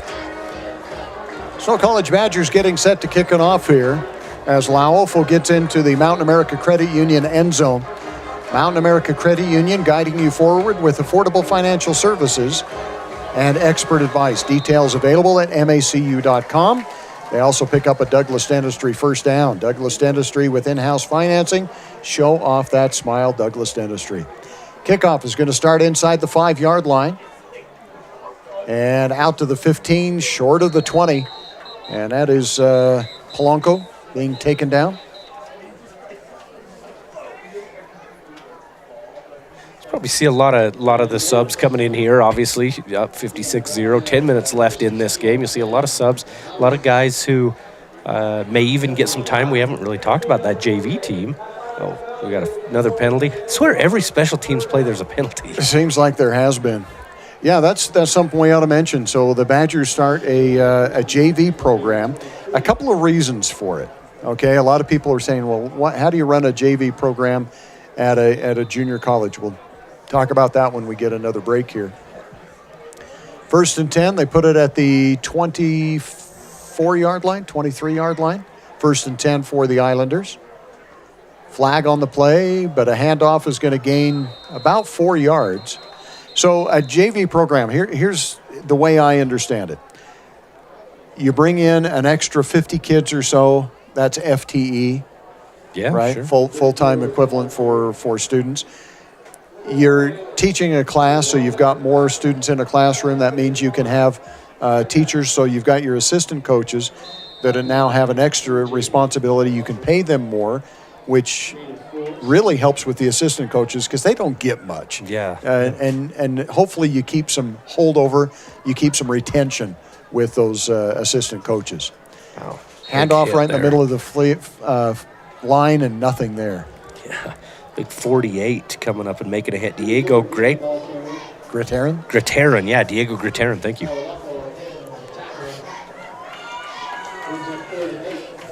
So it'll be 3rd down, 8 now for the Islanders. The Islanders have had some bright spots. They've had some pretty good plays, but it's been very difficult to keep any momentum and keep anything sustained. Yeah, just here and there a good play, but nothing sustained, as you mentioned. But that JV, well, we can come back to the JV team after this because I think that's interesting. Back to pass, man. Under some pressure. Rolls out to, we got a new quarterback.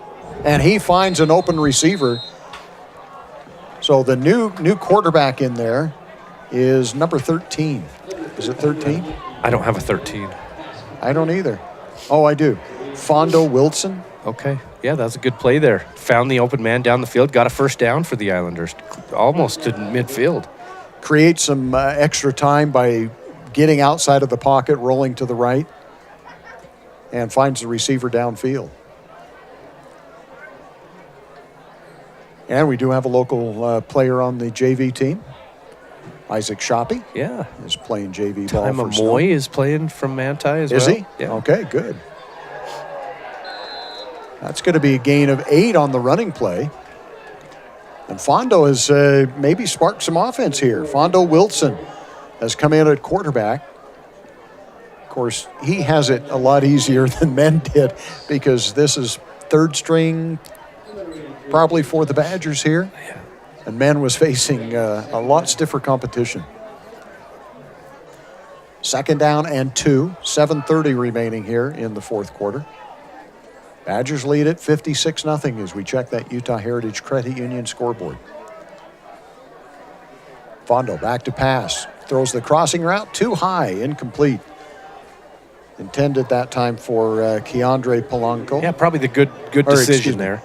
Dondre Randolph, There you go. Good decision there, just a little bit too tall. Had to get over the top of those tall Badger defenders. Even though they're third string, they're still imposing there at the defensive line. Well, that pass is hard. You've got to get over the D line and the linebackers, but you've got to get it in front of the safeties. Joshua Papu, a freshman, 6'3", 295, one of those linemen out there. 3rd down. Got to run it, pick up the first down, tries to jump over the defender, but tackled just inside the 30-yard line. Is Fondo. Another 13-yard gain. Doing one of the better drives for the Islanders tonight for sure. And running some clock.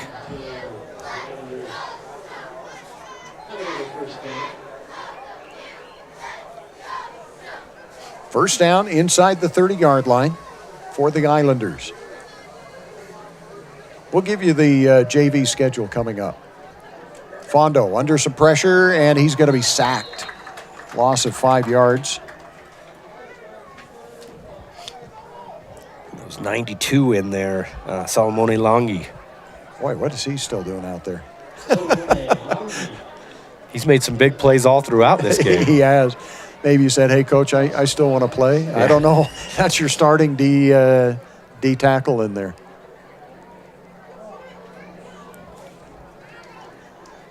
But the JV squad will play 5 games.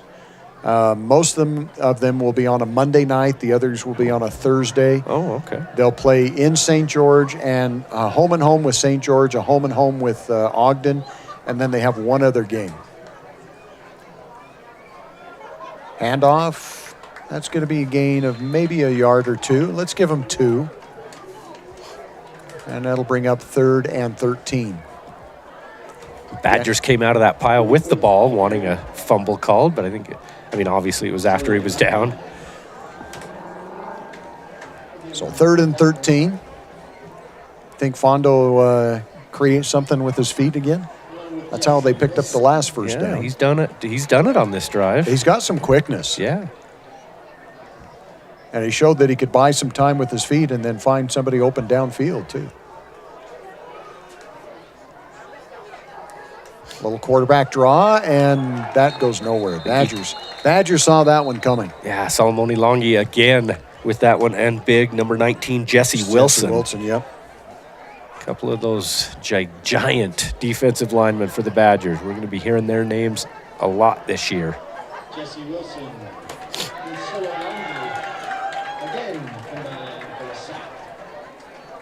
Coach Pulo out on the field saying, hey, make sure you get back deep here. But lining up to punt, yeah. Lining up to punt, but I think the Badgers are going to say, we'll let this one go over our heads. Doesn't look like they're playing the punt at all. But there's the kick. Left-footed kick is up. High end-over-end kick. Ends up taking a Badger bounce and comes to rest at about the 18-yard line. So do we see Condi again, or do you get your third-string quarterback in? What, number 15, I think, isn't it Cooper Thompson? Is he the one that's been warming up on the sidelines? Yeah, and I saw Kyson Condi talking to Zach Erickson quite a bit, so we'll see. Doesn't look like Kyson's going to be the one going in here. Well, 15's got his helmet off. Oh, okay. So maybe it is Kyson still. Yep, it is. So Kyson Condi back in at quarterback here for what could be the last drive of the Snow College Badgers.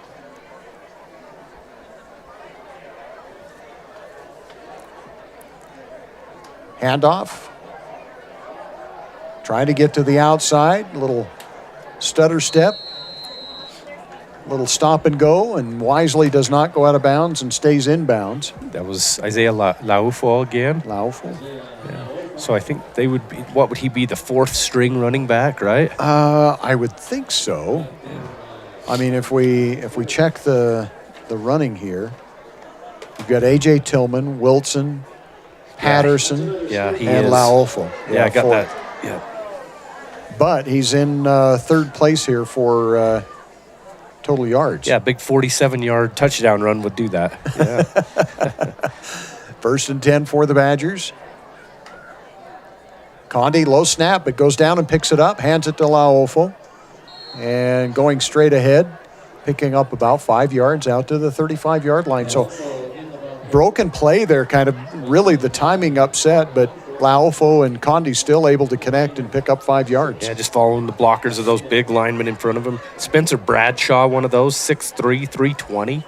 Trying to get a bunch of those names. We don't talk enough about the offensive and defensive, defensive we do. Offensive lineman Hayden Magale, redshirt freshman, 6 foot 300. Mongole, there you go. And Maile Fonua, another one. We need Russ Olson here to help us out with that. Russ, he is good at that. Russ can watch an offensive line and tell what they're doing. Yeah. Handoff once again. The Badgers able to pick up. I think they're going to get the first down. Right at the 39-yard line. Again, just running the clock here. 2.5 minutes to go. Yeah, you just want to keep getting those Douglas Dentistry first downs. Just need a couple more, and you'll be, well, really just one more as long as the Islanders don't take a timeout. And they actually just reset the play clock back up to 25. So that gives the Badgers more time to run off. Yeah. Douglas Dentistry in Ephraim should be your first choice in dentistry. Call 283-3800. Now we have a whistle.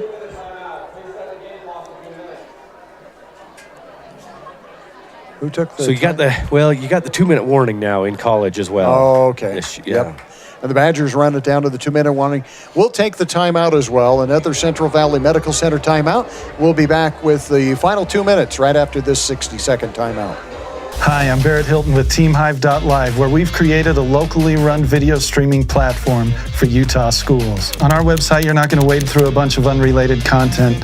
You bring up TeamHive.live and you're just going to find a lot of high school sports and events. We've created tools that make it super easy for you to create events and stream to our site. And if you ever need help with anything, you can give me a call. So I want to invite your school to join the team. If you're a Utah high school, you can stream live on TeamHive. That's TeamHive.live, powered by Centricom.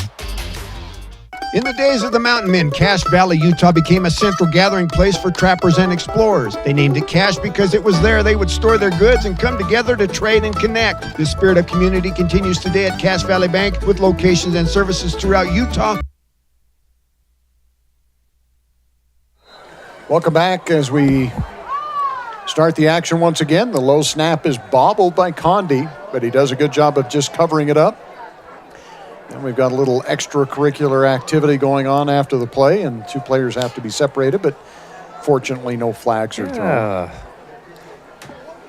discretion by the officials to just let it be done. Let that clock run. So the Badgers are going to lose 5 yards back to the 34-yard line. It'll be 2nd and 15.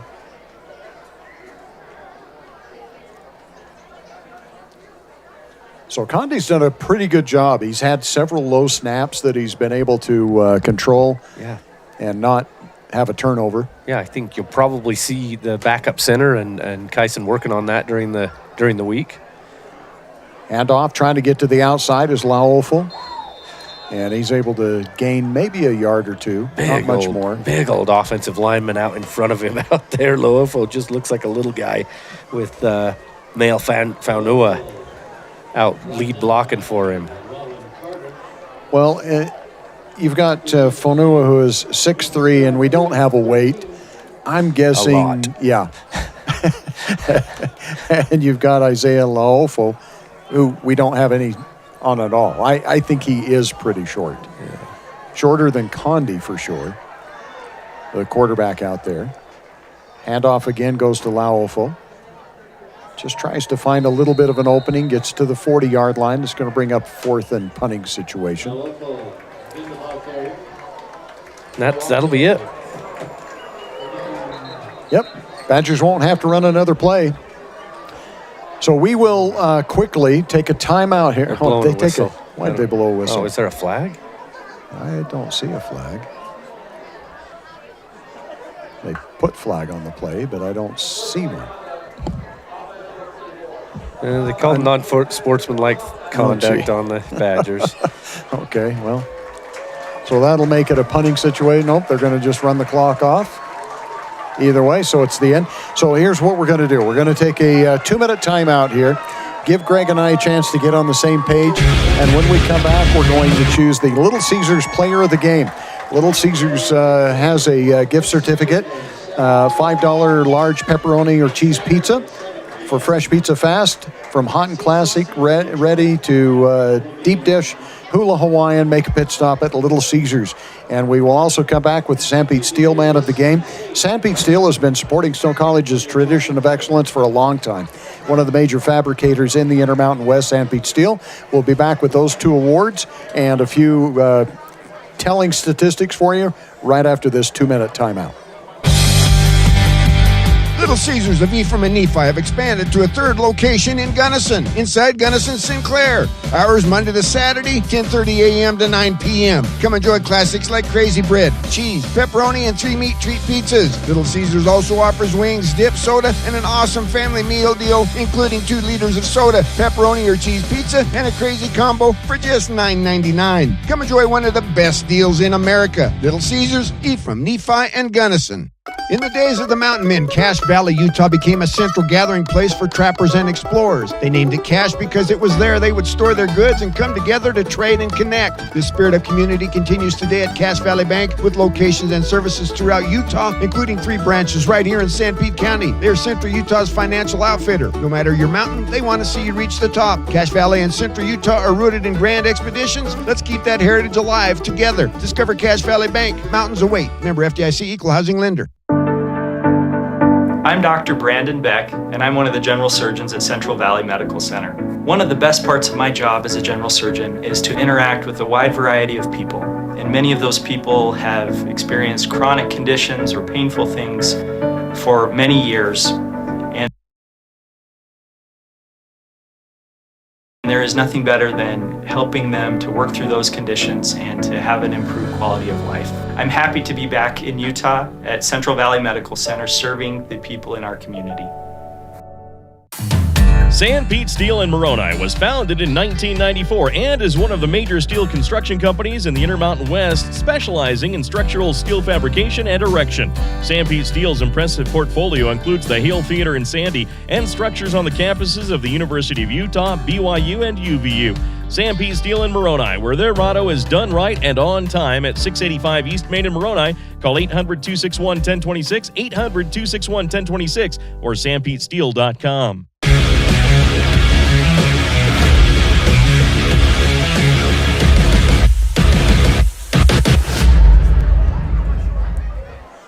Welcome back to the postgame show. Gary Chedester along with Greg Sterner.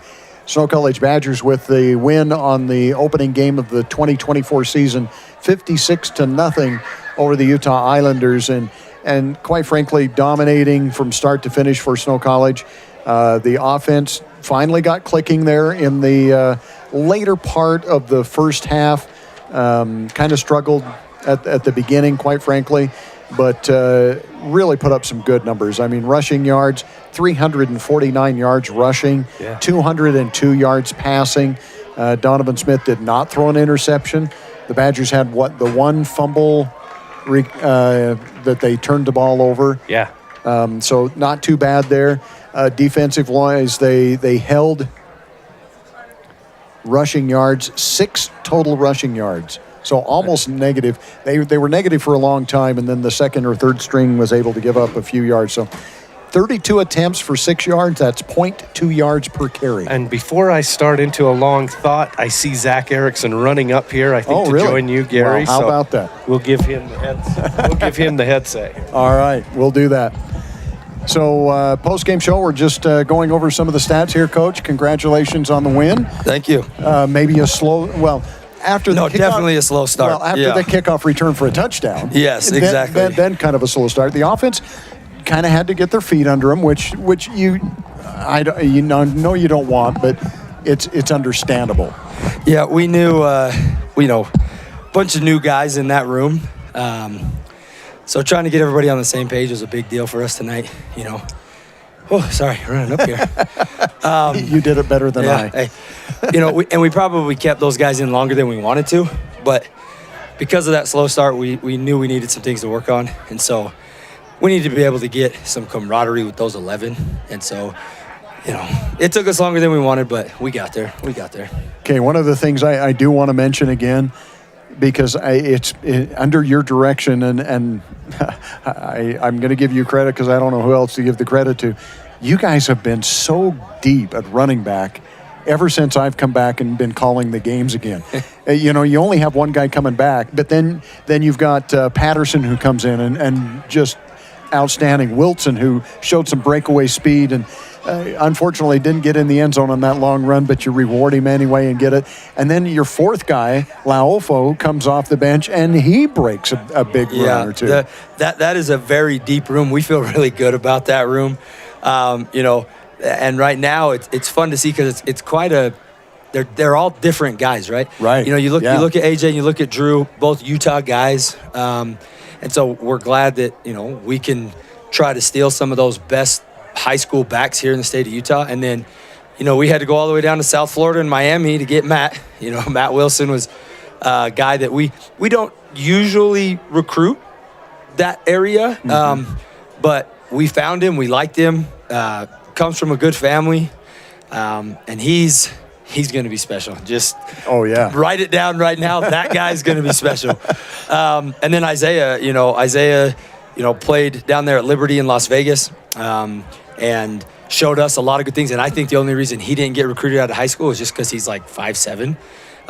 But you saw what he can do with the ball in his hands. And so this is, we've been very fortunate to have a lot of good running backs in our time here. And, I also think the reason that some of these backs do look so good is because our dang offensive line is really good as well. Good point. Greg mentioned that too. And over again, you've got some big guys out there making some holes to, like you say, make them look good. Yeah. So, we like what we're seeing out of that running back room for sure. And you've got a lot of Utah kids, as we mentioned in the pregame, you and I, when we talked, we noticed it out here, some local kids.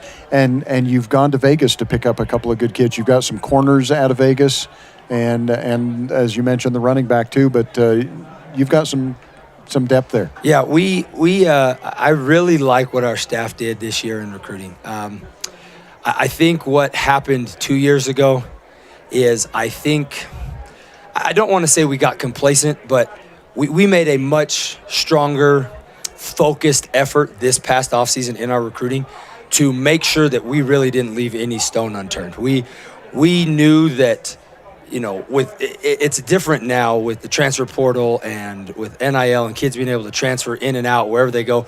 There's no qualifying anymore. I mean, if you graduate high school with a 2.5 GPA, you qualify. You don't even have to take an ACT or SAT. And so it's really changed the way you have to recruit. And so for us, that was mostly about getting boots on the ground, right?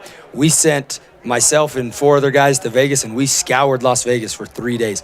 We were in high schools almost every Thursday and Friday throughout the spring here locally in Utah, trying to make sure that there was nobody that we left that could help us win football games. And I think a lot of that showed up tonight, and I'm really excited to see where this team can go.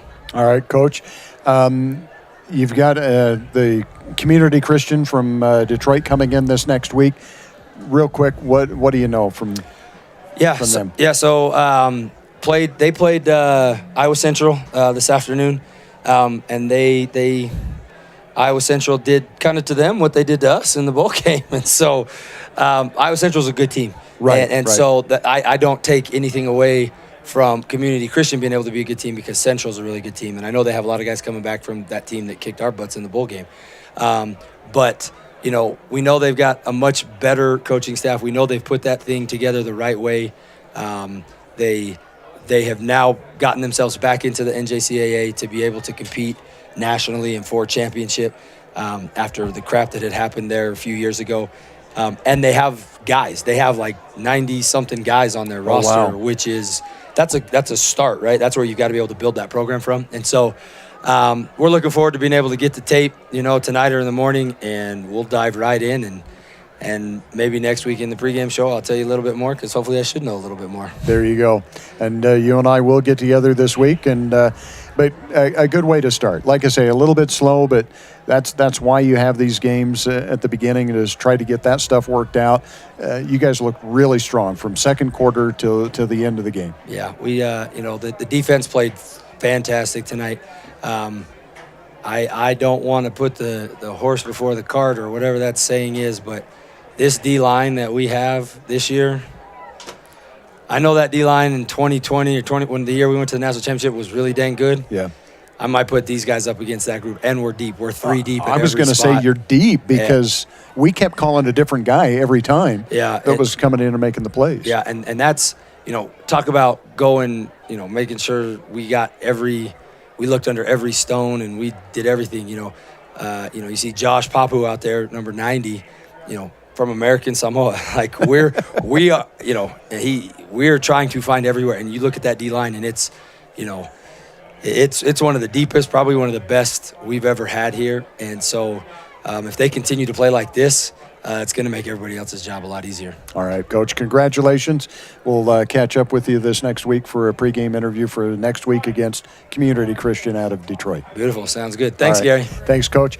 All right, so we'll keep it right here. Greg and I are going to talk about the Little Caesars player of the game and the St. Pete Steel man of the game. Greg, a lot to choose from here. I mean, we had some great performances. Donovan Smith did really well, did not throw an interception, but one of the things you mentioned, just needs to get that completion percentage up a little bit. I mean, we're being picky. You just won the game.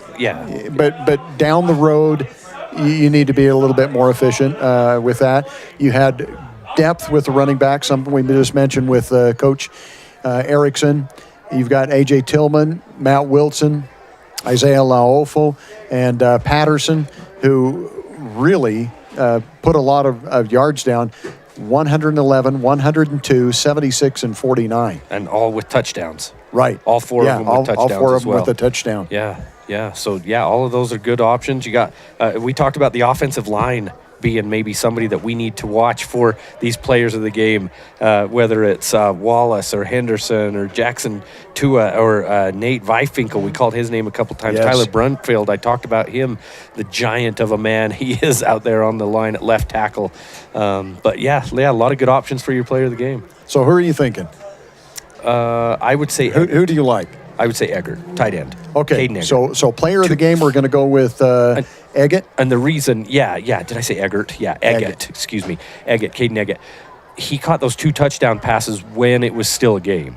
Right. This game wasn't over. He caught the second touchdown after the initial return by Shannaking, and then the third touchdown as well. So he made it 14 and 21-0. So, I'd say Caden Eggett. Okay, so Caden Eggett is going to be our Little Caesars player of the game. We're going to get him a Little Caesars coupon, and we'll get that to him this week. And our St. Pete Steel man of the game gets a St. Pete Steel hoodie.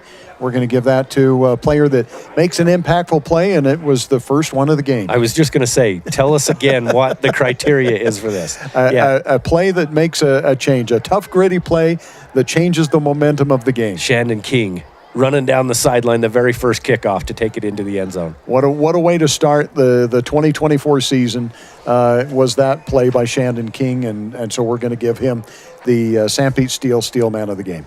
Yep. Well deserved. All right.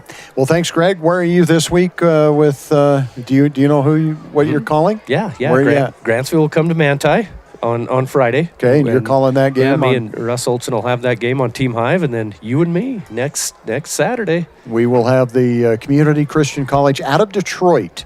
The basketball team has been playing Community Christian out of California, but this is Community Christian out of Detroit. Okay. And we'll have that game for you next Saturday night, pregame show at about 6:30. Watch for that on youtube.com/SnowBadgerTV. We'll have the link for you on the snowbadgers.com, and of course also right here on KMTI. So thanks to Ira Bowman, who engineered our broadcast, his first time at the TriCaster, did an excellent job, and J.C. Rockwell, who ran the camera, thanks to him as well, his first time running a football game on the camera, and thanks to Landon, Jeremy Landon, back at the studio for engineering this. Thanks for joining us. Badger football with a big win, 56-0 over the Utah Islanders. For Greg Sterner, I'm Gary Chedester. Have a great weekend, everyone.